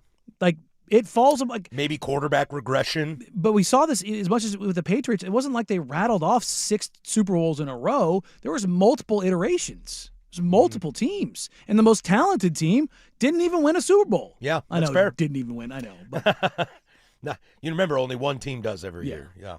But you know what I mean? Like, we take that stuff for granted. And I think we did that just kind of coming out of the Matthew Stafford part of this. Like, we take for granted that 99.9% of quarterbacks aren't Matthew Stafford. Without a doubt. I mean, think about this. And anytime a championship is dealt out in a sport, hockey, baseball, basketball, NFL, Premier League, whatever you want to choose, almost always the winner or the loser is the preseason favorite. Right? The way too early college football AP top 25. And the person that has Indiana number 1. Well, Mendoza's gone. A lot of these pieces are gone. A lot of that team's going to the NFL. But a lot of people just instinctually say that's going to be number 1. Well, and then there's going to be the person that comes out there and says, well, you know what? The Chiefs are going to be healthy this year, so I'm going to put them number 1. So you find the one that was like that has been there, so you're going to put them back Eagles. there. But that was what I was going to get at is when you look at these two teams in the Super Bowl. Look, I got the Seahawks winning this game. I think they win it comfortably. Yeah. So shout out you Hawk fans out there. They're going to instantly be the preseason pick to win the Super Bowl. Is that really accurate? I don't think so. I think they'll be in the mix. I think they're a set playoff up very team. well. They're a playoff team for a few years. We'll see how long they want to rock the Darnold experiment. So far, so good. Be wild if they won a Super Bowl with him and didn't re-sign him. Well, Trent Dilfer didn't get re-signed after they won a Super Bowl. Yeah, well, I think Sam's a little Fair. better than Trent. Totally fair. But if Seattle wins this Super Bowl and they become the number one, Vegas odds to win again next year, I don't know if that's accurate. I still think the Eagles are in the conversation. We'll see what happens with Buffalo. Lamar Jackson still plays football, and so does Patrick Mahomes. So that's 4 teams right there that, in theory, if you were to say who do you think is going to win the Super Bowl next year, is Seattle or New England your number one? What's funny is I would Is go Denver or I would go with the new LA? era. I would go with the new era teams over the prerequisite teams. I would put the Eagles, the Chiefs, those kind of teams behind the Seahawks, behind the Patriots, behind the Texans, behind the Jaguars, Yeah. behind the Bears. Like, I just think that there's an ascension. Like, we don't always The Packers might sit in that. I mean, look how high I was on. Yeah. Now I was completely wrong, and Micah Parsons going down sucks, but I was completely wrong as well, just in general, especially about Jordan Love. But you can throw them in too. But I think we're in a real period of change in the NFL. Like, it took a long time for the Brady Manning stuff to kind of run its course, and then Mahomes took over with Burrow, and then Josh and Lamar come along. Now I think we're into, like, as those guys, they're not aging out, but they're either hitting their peaks and on the way down, or they're going into their peak right now. You know what I mean? Or to your point, they caught lightning in a bottle. Because as much as I like this Patriots team, as much as I've enjoyed watching Drake May, and he is a bona fide NFL starter, they have not played good football in this playoffs. No. But that's the best part about the NFL, especially in comparison to other sports. Just win, baby. There's a lot of room for wiggle. There's a lot of room for not being great. There's a lot to be desired because at the end of the day, final score's 10-7. That game sucked to watch. Patriots are in the Super Bowl. Doesn't matter how you get there. It really doesn't. The NFL is the king of doesn't matter how you get there, with There's the no style exception points. of the 49ers being fraudulent. You ain't going to let that go, are you? Nope. Yeah, and I think the NFL is in a good spot. And I think, this gets to a larger point, too. I don't mean to go super rabbit hole or tinfoil hat, but the NBA sits there so much and tries to tell me, well, what are we going to do when LeBron's gone? Who's the next face of the league? Well, that is an actual problem they have because they won't embrace the international players. I know. And anybody that will embrace always says Wemby, that's the future of the league. But I also caution people to it's going to sort itself out. It will happen. When you're like, well, Brady and Manning are getting old. Roethlisberger doesn't have it anymore. Rivers is throwing picks late in playoff games. Like, who's going to be the face? Drew Brees is getting old. Who's going to be the face of this league? Well, we don't have to predict it right away. It will come to you. Oh, we do. Well, we can talk about it, but we don't have to put our money down on something because then what happens? Somebody out of nowhere shows up. Did a lot of people have Josh Allen high on their draft boards? It was a big unknown, and he was rough when he first started. Enter Patrick Mahomes. Now you've got a Manning. Now you've got a Brady. And when Mahomes goes, there's going to be some kid you didn't expect that walks in and is great. And instead of trying to force it, maybe let it happen. And I think with these final 4 teams, anything can happen with any of them. Look, the Patriots could fall off next year. They had a really easy schedule. They didn't really play anybody tough. Yes, to an extent. 'Cause Drake could have a sophomore slump in his 3rd year. You could have the Jaden Daniels of it all. Injuries happen, but I think those are more injury things than anything else. Typically, when you see a team ascending, it's not that they keep going, but they don't fall off a cliff sans injury or organizational malfeasance. Sure. Things that are not controlled for. Even the Eagles are kind of a disaster behind the scenes. They're still won their division in the playoffs. That's what I mean. Like when you have, and probably should have won that football game. Yeah, not even probably they should have. But even with that, we kind of knew, like, the only reason I picked them was the talent angle. I was just like, they'll just out talent them, and they hated each other so much that it didn't matter. So with that, sure, but I think there's things you can control, things you can't control, and like with the Commanders this year, yeah, was their schedule more difficult? Sure, but they also didn't have one-score games go their way, and their quarterback's arm went the wrong way. Yeah. The Bears were on the other side of that last year. After that Hail Mary loss, they just completely imploded, but they also had coaching malfeasance up and down. Organizationally, they didn't make any sense, and they make that change, and ta-da! But I think it's harder for good teams to go bad than it is for bad teams to go good. And we've had enough teams switch from bad to good recently, Lions, Bears, Broncos, like teams that have like built and the Jags, Texans, like they've built towards something. Seahawks, I mean, Yeah. Patriots, like when you start getting good, even the Commanders, like we're giving the Commanders kind of a gap year because of the injuries, right? Like, does anybody think that the Commanders are going to come out next year and they're going to suck? No, I don't. They might not be as good as the year before, but no, I don't think they're going to suck. The only pushback I would say is that isn't it something like half of the teams that make the playoffs don't make it the next year? But it's That's usually pretty big turnover. But it's usually because like the Super Bowl loser slump. But it's not just that. The Ravens missed out because why? How healthy was Lamar Jackson this year? Not very healthy, and sounds like there's some pretty serious behind-the-scenes internal stuff. turmoil. Yeah. So like, but it's typically, specifically in the NFL, injury related. Like, and that's the thing you just can't control for. This texter's pointing out, I think you guys are overlooking Indianapolis once Daniel Jones gets back. 100%. Indy was going to the playoffs, and they looked legit. They look Even like a when complete Phillip team. Rivers walked in, they almost beat the Seahawks. Yeah. In Seattle. Yes. I'm not that's overlooking fair. them. I just didn't name every team. But that's what I'm Right. saying. Like the teams on the ascension right now are there, and where they ultimately land and are consistent in, like it's significantly harder to, like the 49ers last year, they won 4 games. It comes down to, were they healthy this year? No. Were they healthier? Yeah. But they also have the coach of the year. So, yeah, the things you can control you control, and the things you can't, you don't. Web Gems is next. We do it every single day at 11:45 plus free consultation at 12:15. Get those in 503-864-6326. The Fan, Portland sports leader.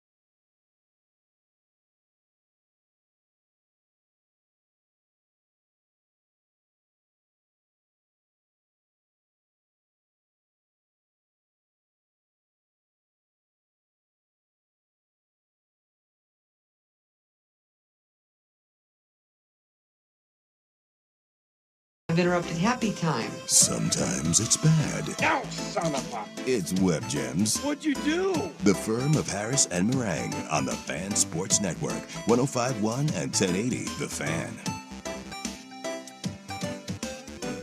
All right, this is Web Gems. Do it every single day at 11:45. Thanks for being part of our day. We're happy to be a part of your day. Coming up in the big nooner, we will have the conversation. Giannis Antetokounmpo. Did I say that right? Antetokounmpo. Antetokounmpo. You have to like He dropped small mouth like a ooh. He actually used to have Antetokounmpo. a B in his name. He dropped the B. Really? Antetokounmpo. Kumbo. Oh, I always said Kumpo. Yeah. He used to have a B and then Like a a B. soft B, Mhm. like Antetokounmpo. Yeah.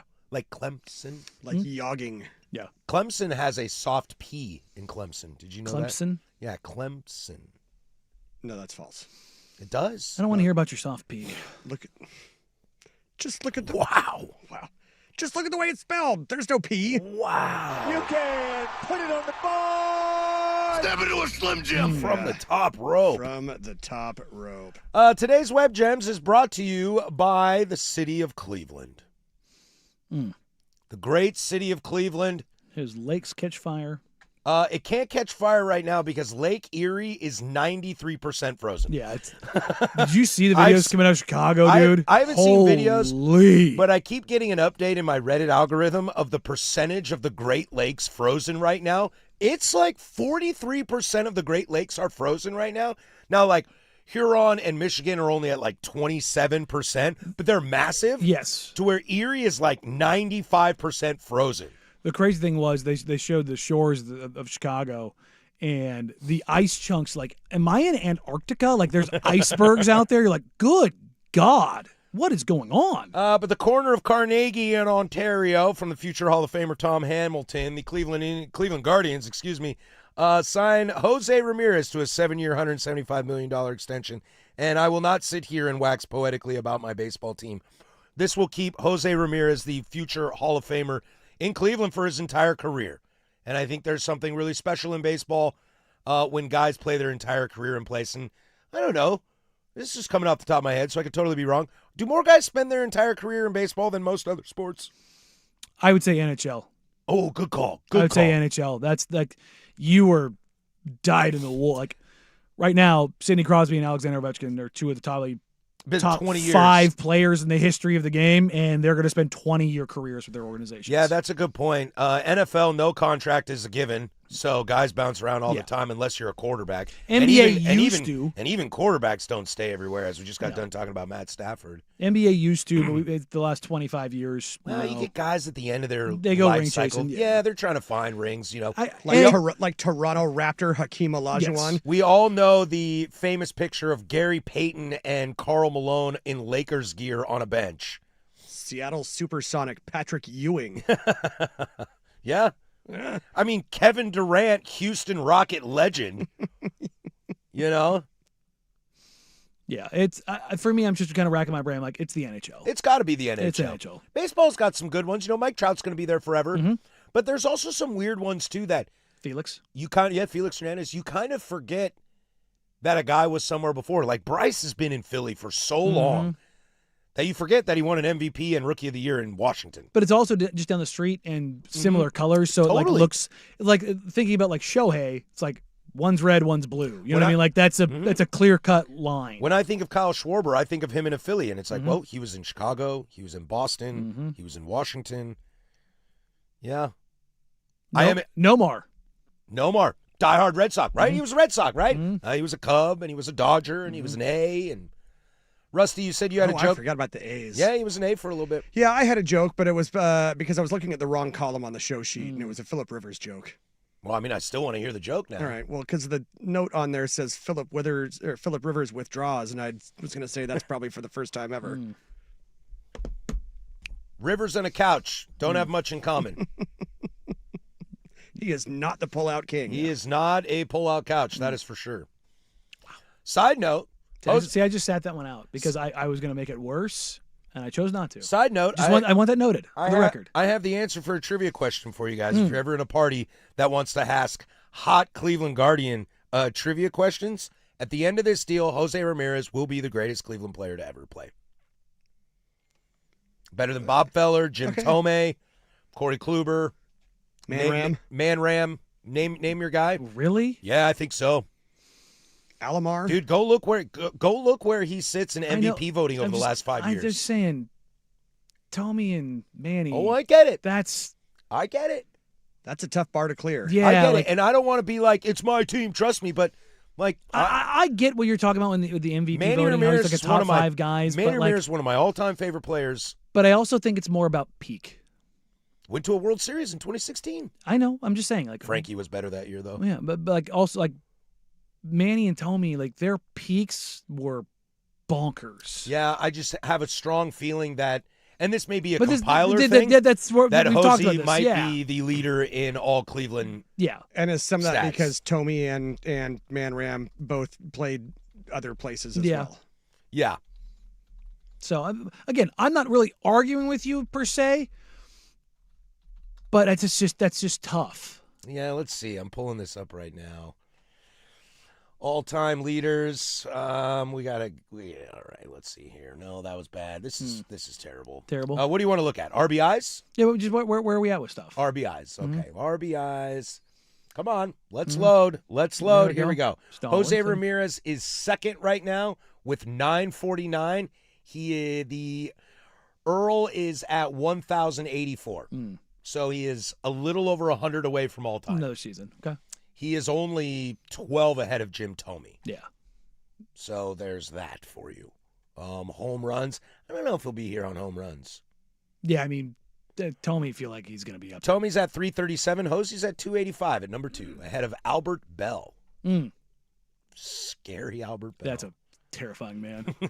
Terrifying man. Anyway, I'm just excited about that. When we come back, the big nooner, we will address this Giannis thing. When we come back, When we come back, there you go. when we come back, we will address this Giannis situation once and for all. Well, maybe not, because there might be stuff that breaks in the future. And free consultation. Loaded final hour, 105.1 The Fan. I'm Pat.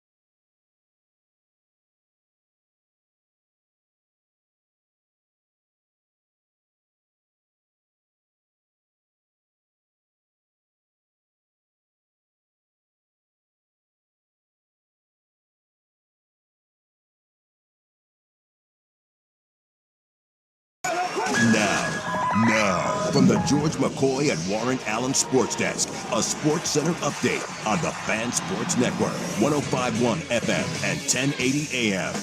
Jeff Rust here with your Sports Center update. First on The Fan, the Trailblazers have lost 2 straight. Game 2 of their East Coast swing stops this afternoon in Washington, D.C. to face the Wizards. 4 o'clock tip on KUNP, that is 2.2 on your antenna, or Xfinity Channel 302 and 1016. Denny Avdia, questionable after missing last night's loss to the Celtics due to a lingering back injury. Meanwhile, Robert Williams III also questionable for load management. The Blazers are 6.5-point favorites.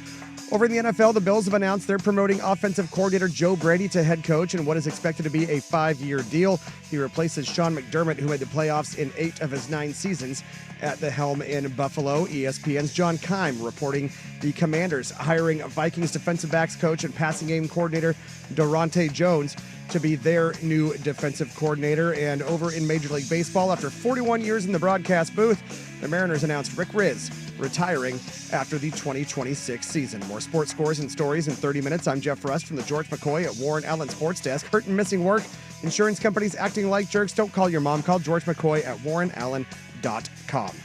The home of prime time with Isaac and Sue. Weekdays 3 to 7. The Fan Sports Network, 105.1 FM and 1080 AM.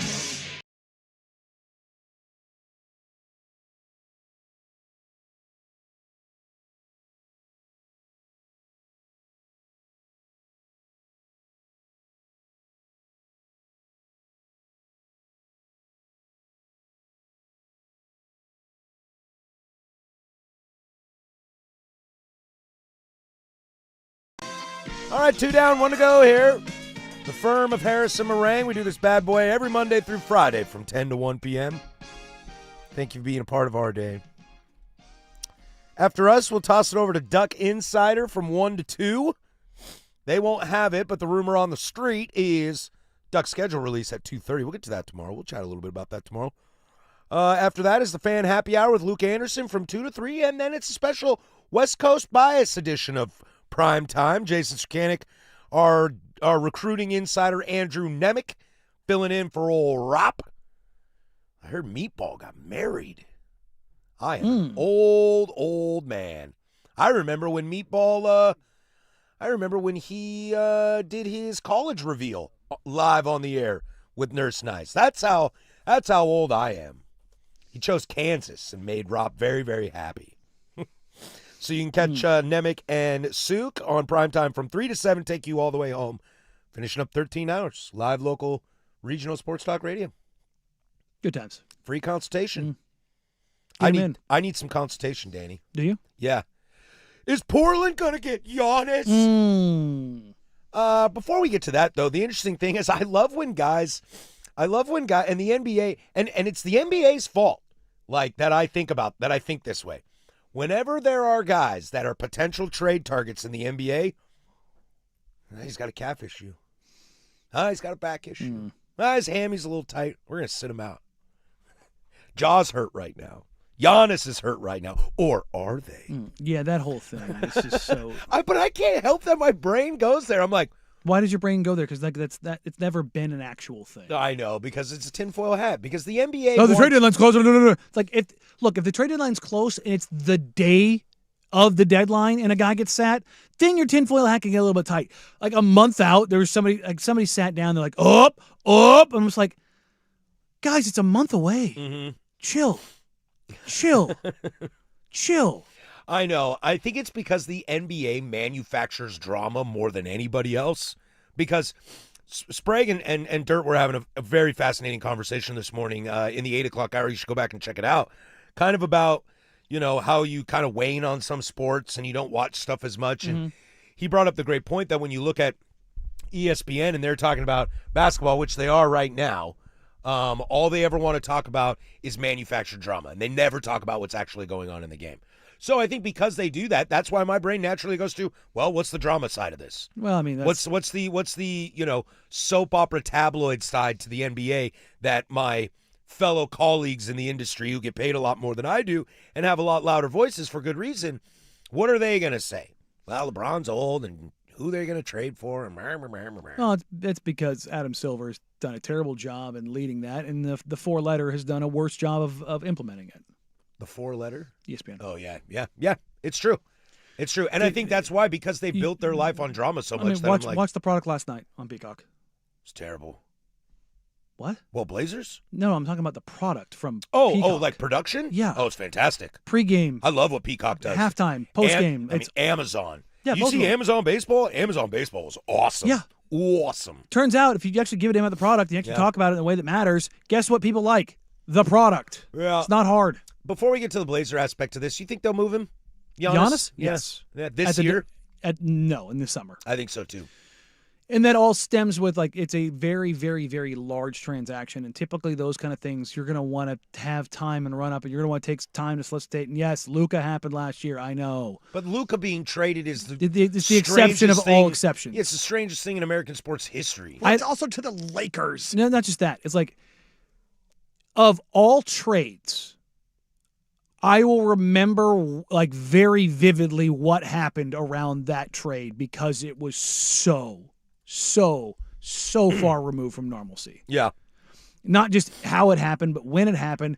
The game I was at was Blazers Suns, talking to Durant and Booker after the game. Like, when you've got one of the, if not the greatest scorer in the history of the game in Kevin Durant, and then another guy who's an all-timer in Devin Booker, both telling you, A number 1 overall draft pick when DeAndre Ayton there.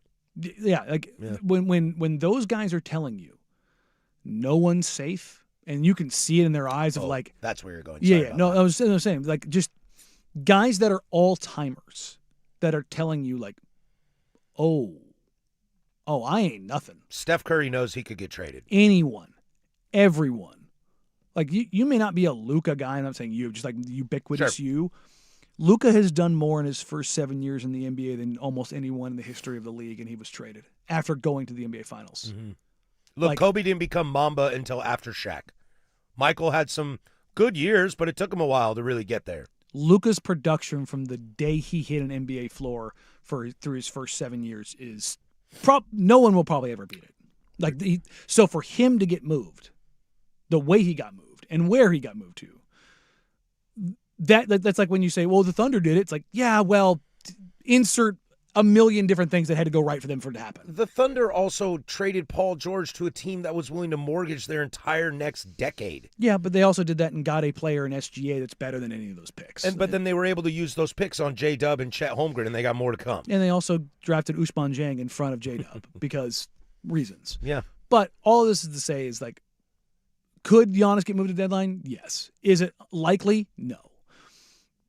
Things are careening off the rails in Milwaukee. Like, that's where we're headed. And he's issues. It's not just team that. roster construction issues. It's running a very similar course to Dame in Portland. Giannis is talking about effort every night not being good enough. It's just guys get so used to winning, or so used to a certain system, or so used to a certain coach, or so used to just, like, being productive and it mattering in society is now that you can't take time because of the Signettis of the world. Mm-hmm. And that's not a shot at them. It's just like, we are so in a gratification society that if it's not immediate, it's like, well, if I'm not doing this and I'm not doing this, then my legacy's this. And it's like, and I don't blame Giannis, and I don't blame Dame, and I don't blame Jimmy, and I don't blame KD, and I don't blame Braun for that because of the pressures that are put on. I'm like, well, that's what the money's for. It's like, they're still human, man. Yeah, and everybody's afraid to be Charles Barkley and Patrick Ewing.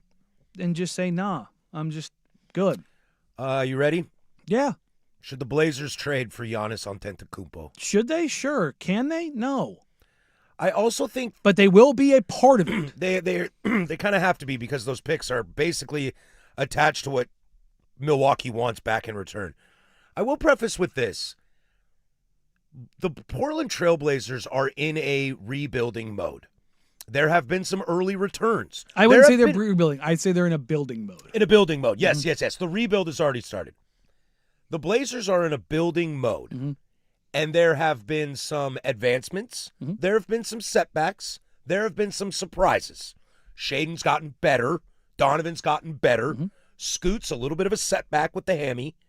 And Denny kind of comes out of nowhere to be this level. Okay? It is very dangerous to attempt to speed that process up because you are impatient. Giannis Antetokounmpo is one of the top 5 players in the NBA, maybe the most freak athlete I've seen next to Michael Phelps. Would Giannis make this team better? Absolutely. But what are you willing to mortgage to try to speed something up faster than it needs to be sped up?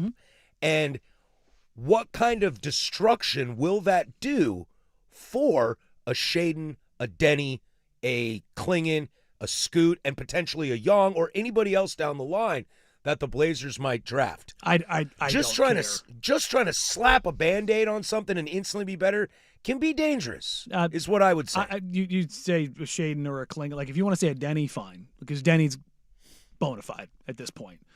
But anybody else, I don't care. Oh, I'm not saying people aren't untouchable. No, I'm not talking about untouchable. I'm talking about the impact it would have on them. I don't care. Because Giannis is that good. Yeah, that's the NBA. We talked about this yesterday, the whole idea of like where Denny ranks. Who was the guy that was in front of him? Giannis. Yeah. Is Giannis one of the 5 best players in the NBA? Yes. Has he won a title? Yes. Has he won an MVP? Yes. Has he been one of the best defensive players in the league? Yeah. Okay, close, because you don't win a title without it. And the only ones that are the exceptions are the very, very, very special cases, like the Pistons, where you had 5 All-Stars. Yeah. Like, it's just... None of them were a top 5 player in the NBA, but they were all you fantastic. had so much talent. They're all That- Hall of that was Famers. close. You had so much talent. And you just... The only other team in modern NBA history that has come close to that is those 99-2000 Blazers. Like, that's it. I also don't know if the Blazers win with Giannis.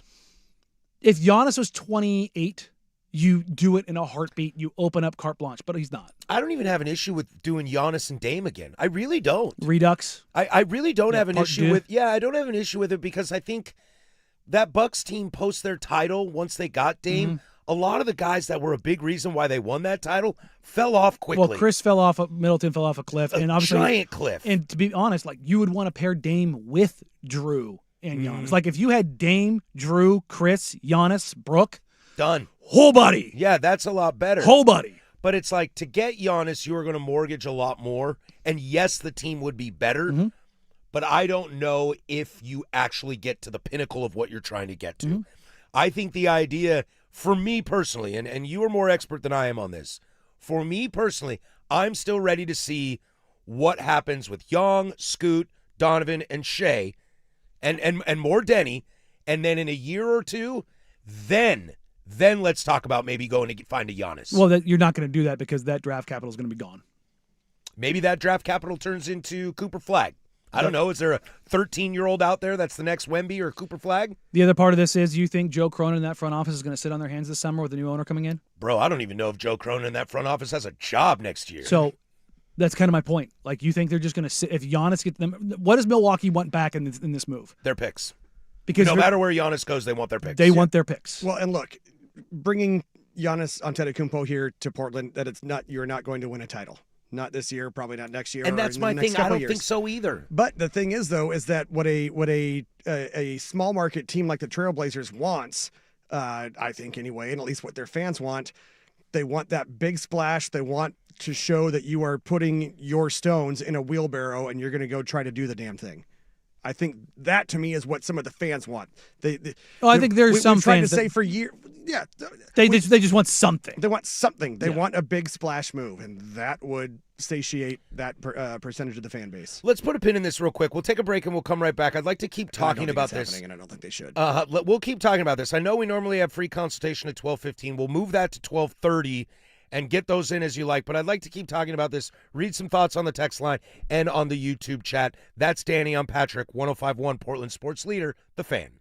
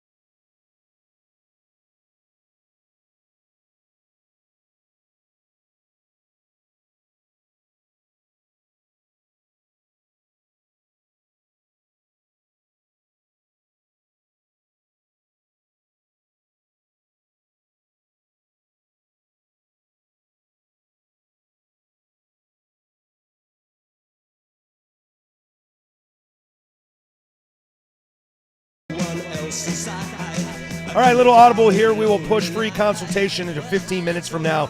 So get some of those in. We'll only run one seggy, 503-864-6326. They can be Blazer questions if you got them. You know, I see one right here. That's a Blazer question that we can probably get to a little bit there. But I do want to read some of your thoughts in here. Let's see. Where are we? If the Blazers are making a big splash, I'd rather try for Jaren Jackson Jr. He kind of fits the team better. He's about the same age as Denny. I think a lot of people would like Triple J. You will not find many bigger supporters of Triple J than me. We've talked a lot about him off air. Even with his rebounding issues. I love him. Let's see here. If Giannis is moved, would there be any reason for Milwaukee or other teams to contact the Blazers about the Milwaukee picks that they have? I mean, that's the crux of it. That's the big crux of it. The Blazers control the Bucks' draft future. And that is a great place for Cronin and this crew to be in, or, you know, whoever. That's why they did this deal. Yeah, or whoever, you know, if someone were to replace them with new ownership, we won't know. They have until swaps, Dundon comes in. 28, 29, and 30 with the Bucks. That are their immediate draft future. The Blazers own. It's crazy to think that the Milwaukee Bucks are the most important thing to them right now is the Portland Trailblazers, and that's probably not where Giannis is going to go. It's because the picks that the Blazers have become astronomically more valuable than they ever could have. Mm-hmm. I don't know, and you would know better than me, what are some previous first-round draft pick assets that have become more valuable than these Bucks picks?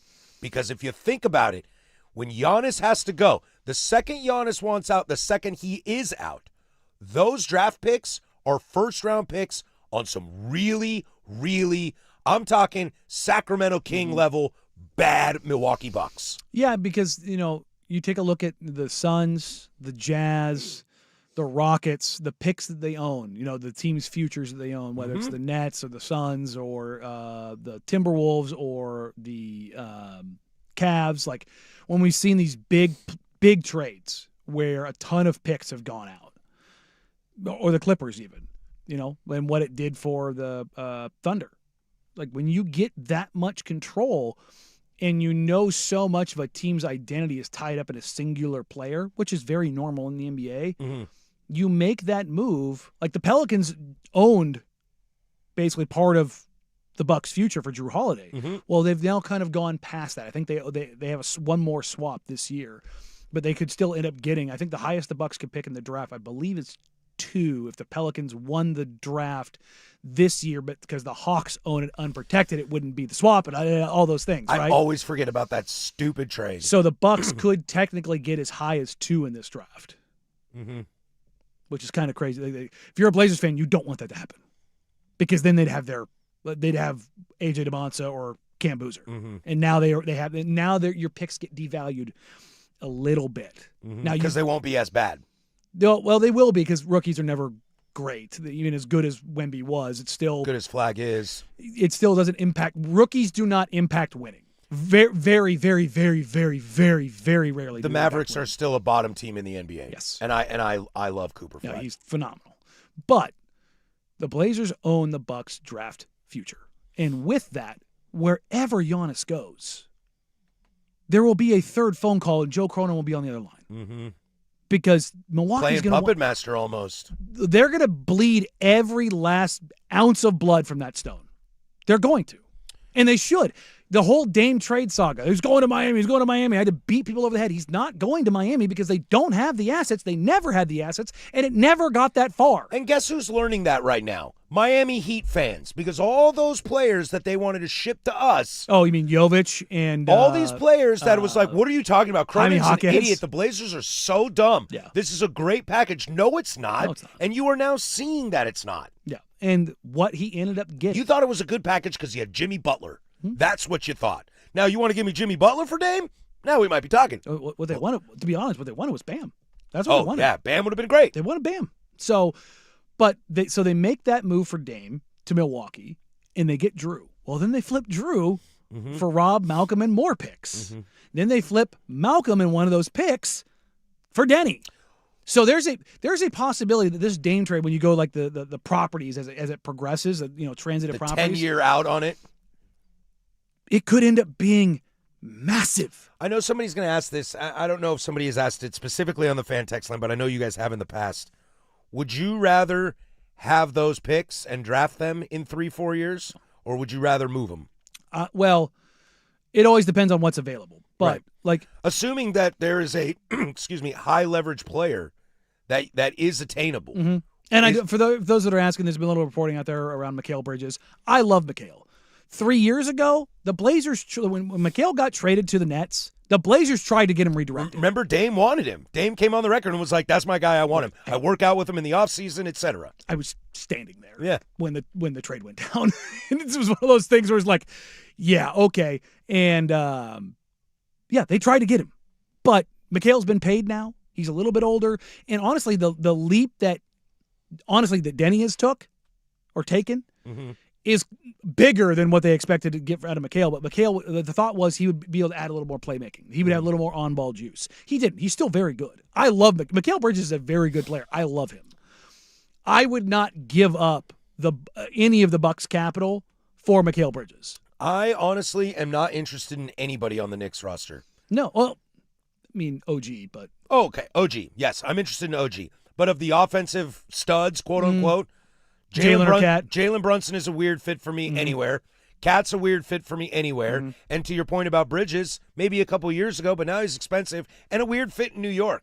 Like those guys are an odd combination of a squad. They're lucky that they have OG because he kind of ties it all together. Kind of picks up a lot of their deficiencies there. Looking at you, Cat and Jalen, but how they are good, I'm not sure. It's a pretty damn good collection of talent. Yeah. Just even if it doesn't make the most sense. Josh Hart. I mean, I love Josh Hart. We had him Yeah, here. no, exactly. But yeah, no, the Blazers, them controlling this, they'll wherever Giannis goes, and the Knicks are a team that you can expect to chase. The Spurs have flagged that they wouldn't, but They have assets. they have assets.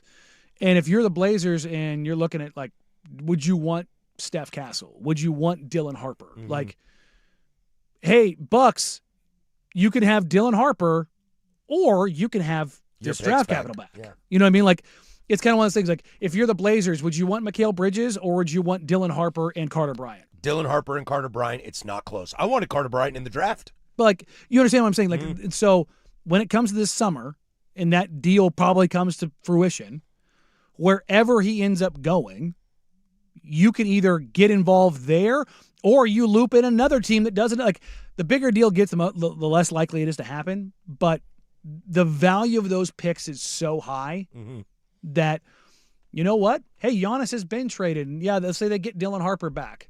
Well, maybe another team looks at that and goes, you know what? Dylan Harper's really good, but he's not Giannis good. I'm going to hedge my bets against that. Hey, Portland, if you're Memphis, we'll trade you Jaren for the Bucks' future. Okay. How about Jaren and Cedric Coward? Well, the Blazers had Cedric Coward. I know. I'm just making that joke. I was throwing that in there Yeah, just for to troll funsies. those. But like, you know what I mean? Like it becomes sure. it becomes one of those. It And that- becomes a stock market. You're shorting another team. And see, I'm more interested in trading that draft capital for stuff Now. like that. For now. No, I'm more interested But, in Cedric and that that methodical package from Memphis. I don't want the mystery box. I kind of like mystery. Yeah, it's because it's the hope. It's like, no, give me the defensive player of the year. That's what I want. That's the difference between me and you.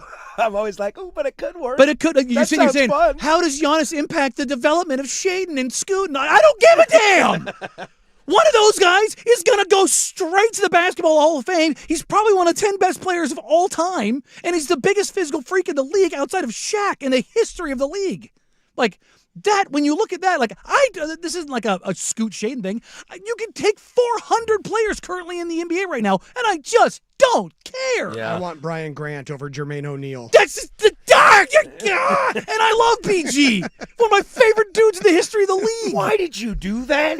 What is wrong It's with just you, like- Had Russ? to pull the pin and throw in the grenade. It's just, Jesus. No. This and this is not to like shame Portland fans.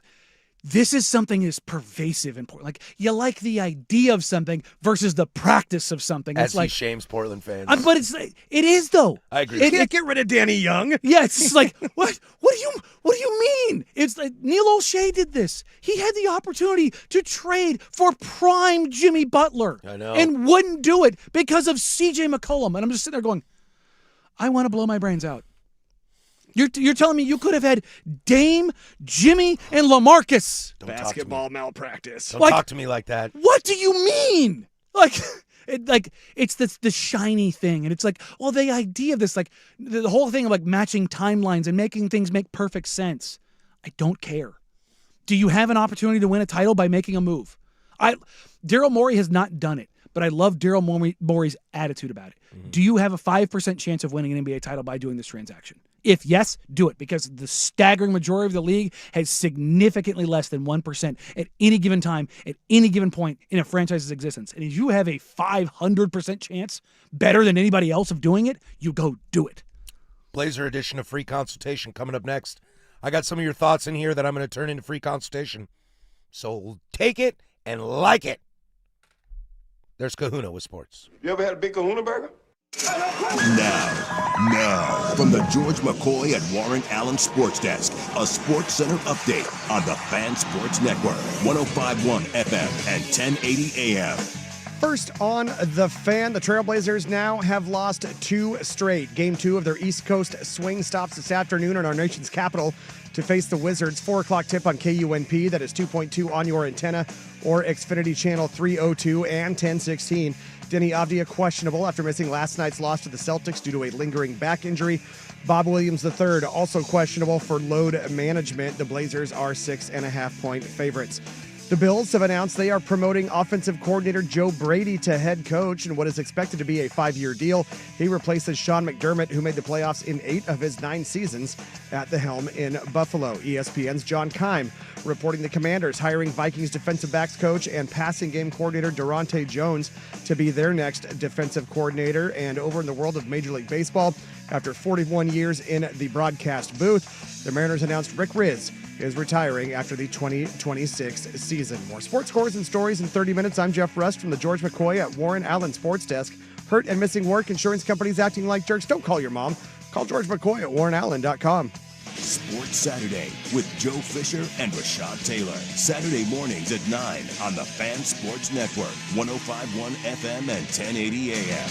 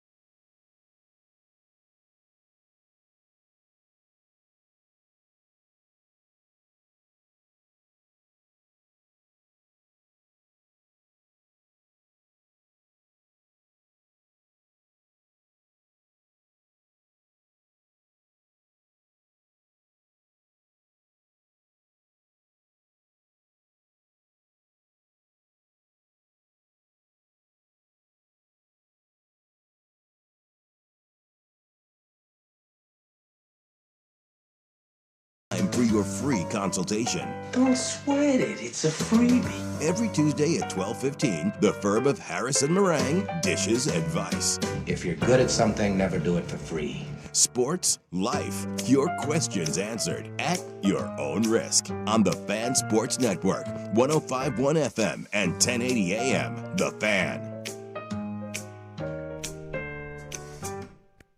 Free consultation. Do it every single day at 12:15. We're going to pivot in a little bit here. I've got one, all right? too. We're audible in. Okay? We're having a conversation about the Blazers and mostly around trades and Giannis, and I'm glad we're getting this off our chest, Danny. I really am. I can tell in both of us, and I can tell from the listeners as well. There's a lot of little pent up here that's kind of like, I just need to get it out. And I think we are having a nice therapy session here. Mm-hmm. Normally, for free consultation, we take your thoughts on anything, your life, sports, work, partnership, whatever it might be. We're here to help you out with that. We're kind of pivoting a little bit and moving to a little Blazer-focused free consultation. Trade deadline is next Friday, the 5th. Is that what it is, February 5th? Mm-hmm. I think I saw that. Thursday, okay?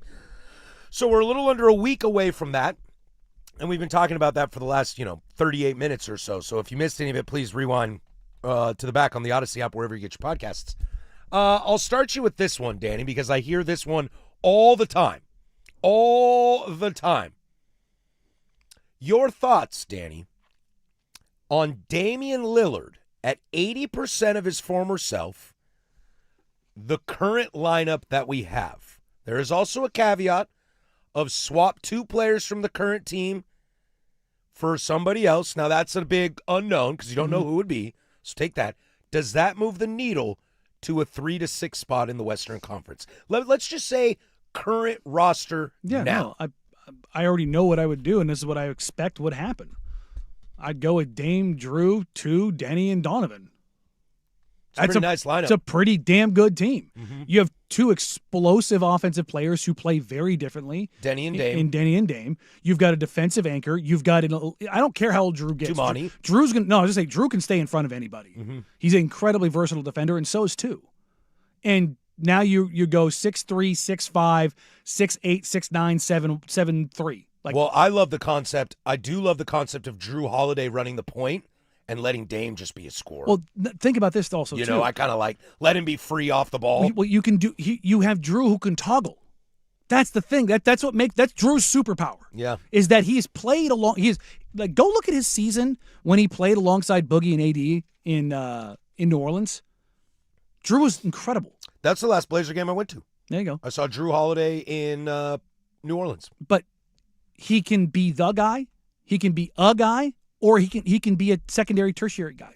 Like, his superpower is his ability to toggle and just be him. He can be a guy that plays off. He's a guy that is a supreme. He's one of the best guard defenders of his generation. Mm-hmm. He's that good. His basketball IQ is through the roof. He's strong as hell. Like, he can guard up positions.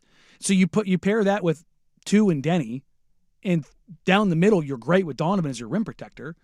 And let's take 80% of Dame.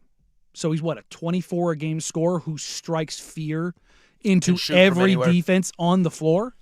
One of the best pick-and-roll scoring guards of the last 50 years. I'm with you on that. This is actually where I kind of go against the grain of what you would expect Patrick Harris to think. I am not optimistic that Dame will be 80%.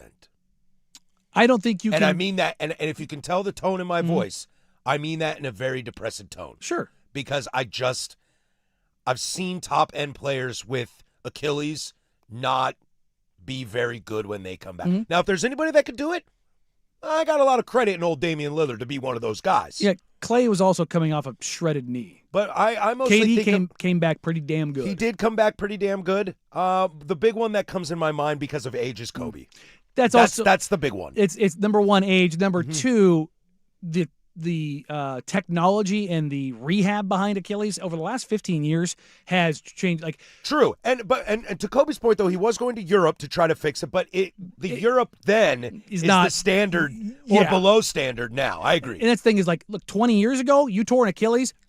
Adios. Elton Brand. Elton Brand was a monster. Wes Matthews. Yeah, Wes. Oh, Wes. Yeah, locally, Wes was great. But here's the Fell thing: off. when Wes came back for Dallas, though, he was still pretty damn good. He was pretty good.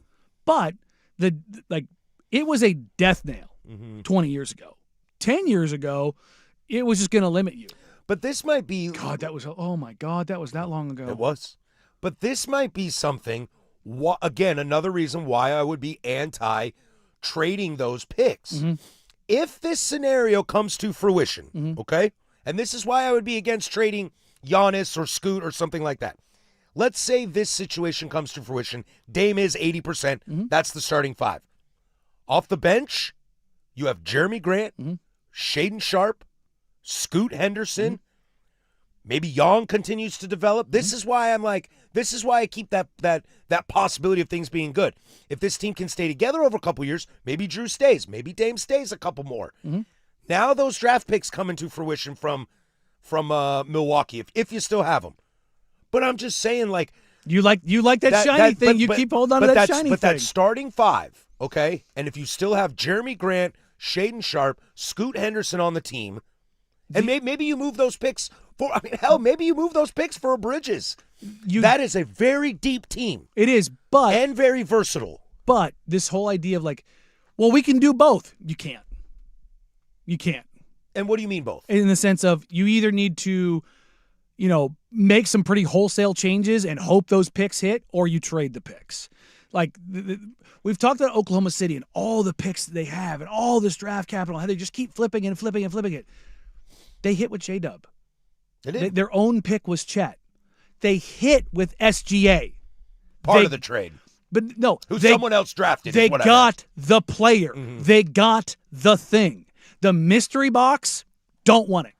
Never won it. Could you argue, though, that Shea was a little bit of a mystery box? Otherwise, why would have the Clippers moved him if they knew he was going to be this? Well, they didn't know he was going to be that good. That's what I mean. That's a mystery box, though.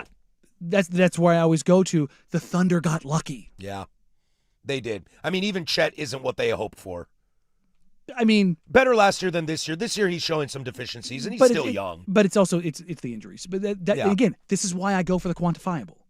Now, if you're telling me the mystery box is Cooper Flag, that's a different story. That's not a mystery box. If you're telling me it's Victor Wembanyama, that's a different story. Andrew Luck is not a mystery box. That's at kind of my overall. point. If you're guaranteeing me that one of those three picks is the number one overall pick in a generational draft year and not Anthony Bennett or Zachary Rizachet, sure, give me the mystery box. Yeah. But that's just the reality. It's like, I don't know. I don't want it. I don't want to. That's free consultation, kind of.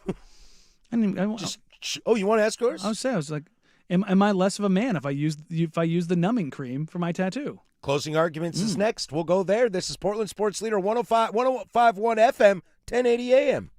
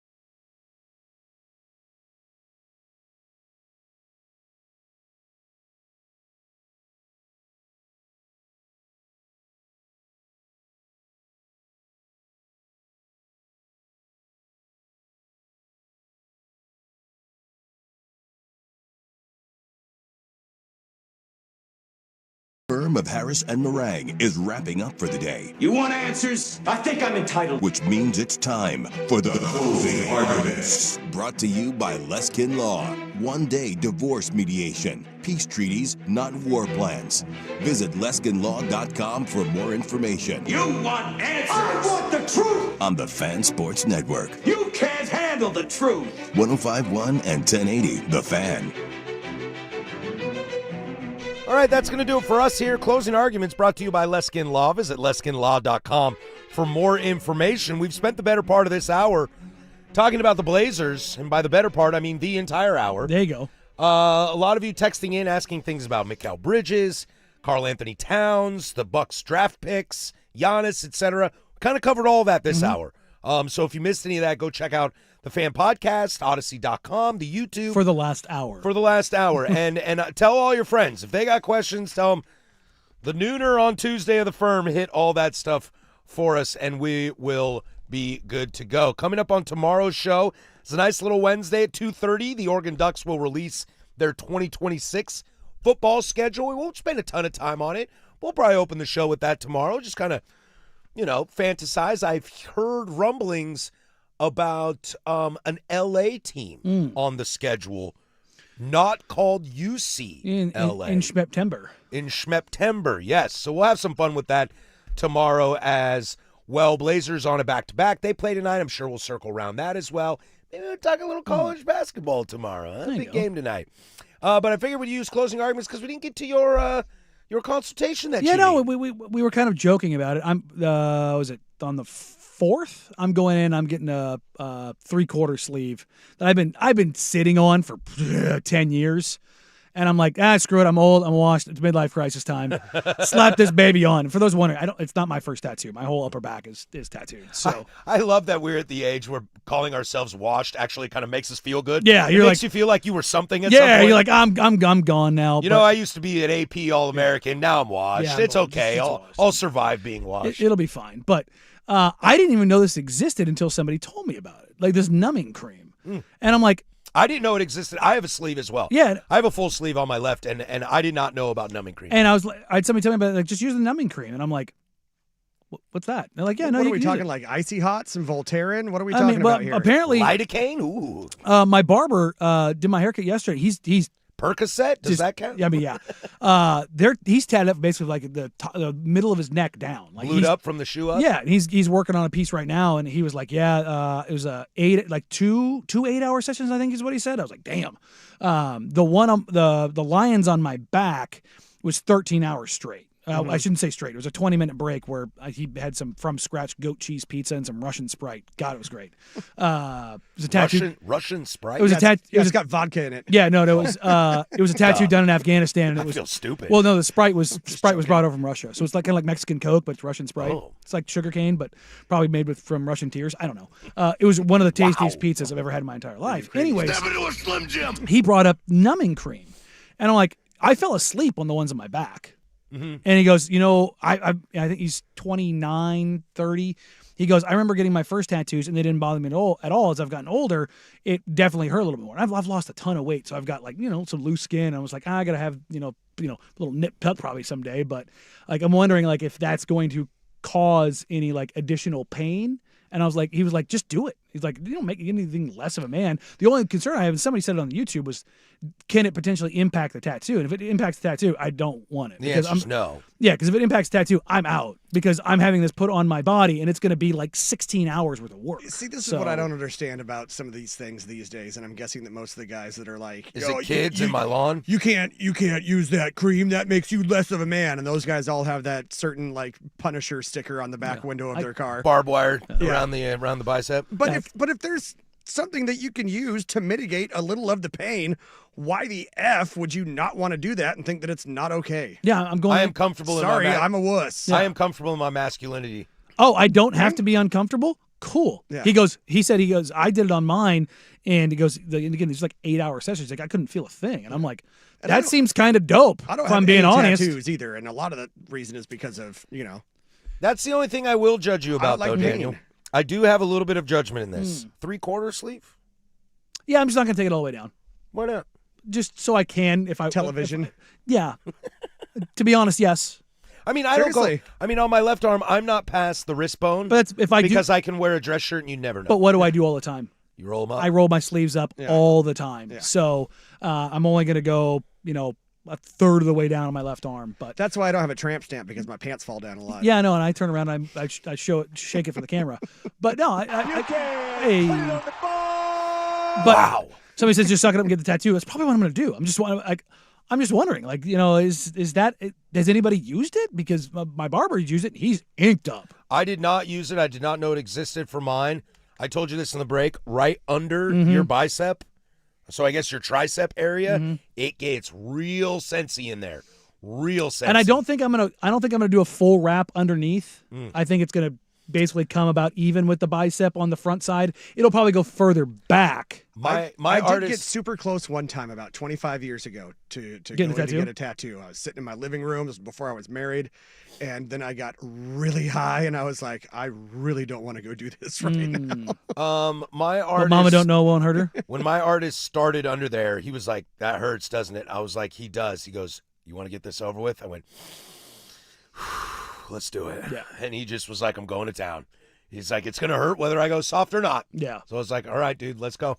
So yeah, we're gonna break it up. I think into 3 sessions. So first one he said probably be 4 or 5 hours, but that's probably also with an hour of like. The outline takes a lot. There's a lot of line work in this, so it's going to take a little while to set up, but it's also going to cost me a pretty penny. I really want to do my other arm. Yeah, Yeah. I'll let you know if the nubbing cream is viable or not. I'm really glad that I got my left arm before I was married because I do not think the old ball would be very stoked about me deciding to drop $2,500 on a left arm full sleeve. Yeah, It was my You want a in-laws. tat or do you want a house payment? Yeah, my in-laws. It was very controversial. We started dating. I think I met them in the summer. It was very controversial that my wife brought someone home for dinner, and he had a full sleeve. Oh yeah, Yeah. yeah. Probably if they had heard you had a full sleeve, they probably would have pictured somebody a little bit different. Oh, see, for me, it was Probably very, better. Probably more attractive. For me, it was Probably very, taller. Wow, he sounds like that. I bet you what? He's probably 6'3". Maybe the long face, a nice chiseled square. Yeah. Batman animated series, good looking Bruce Wayne. See, for me, it was a big issue when I first met my wife's grandparents, and they asked me what I do for a living, and I told them I was a bartender. And my wife said, "You shouldn't have told them that." Don't tell him that. I'm like, "Why? That's their problem, not mine." All right, Duck Insider is next. Thanks for being a part of our day. We'll catch you all tomorrow. For Danny Meringue, that's Jeff Rust. I'm Patrick Harris. Go do something I do. Bye.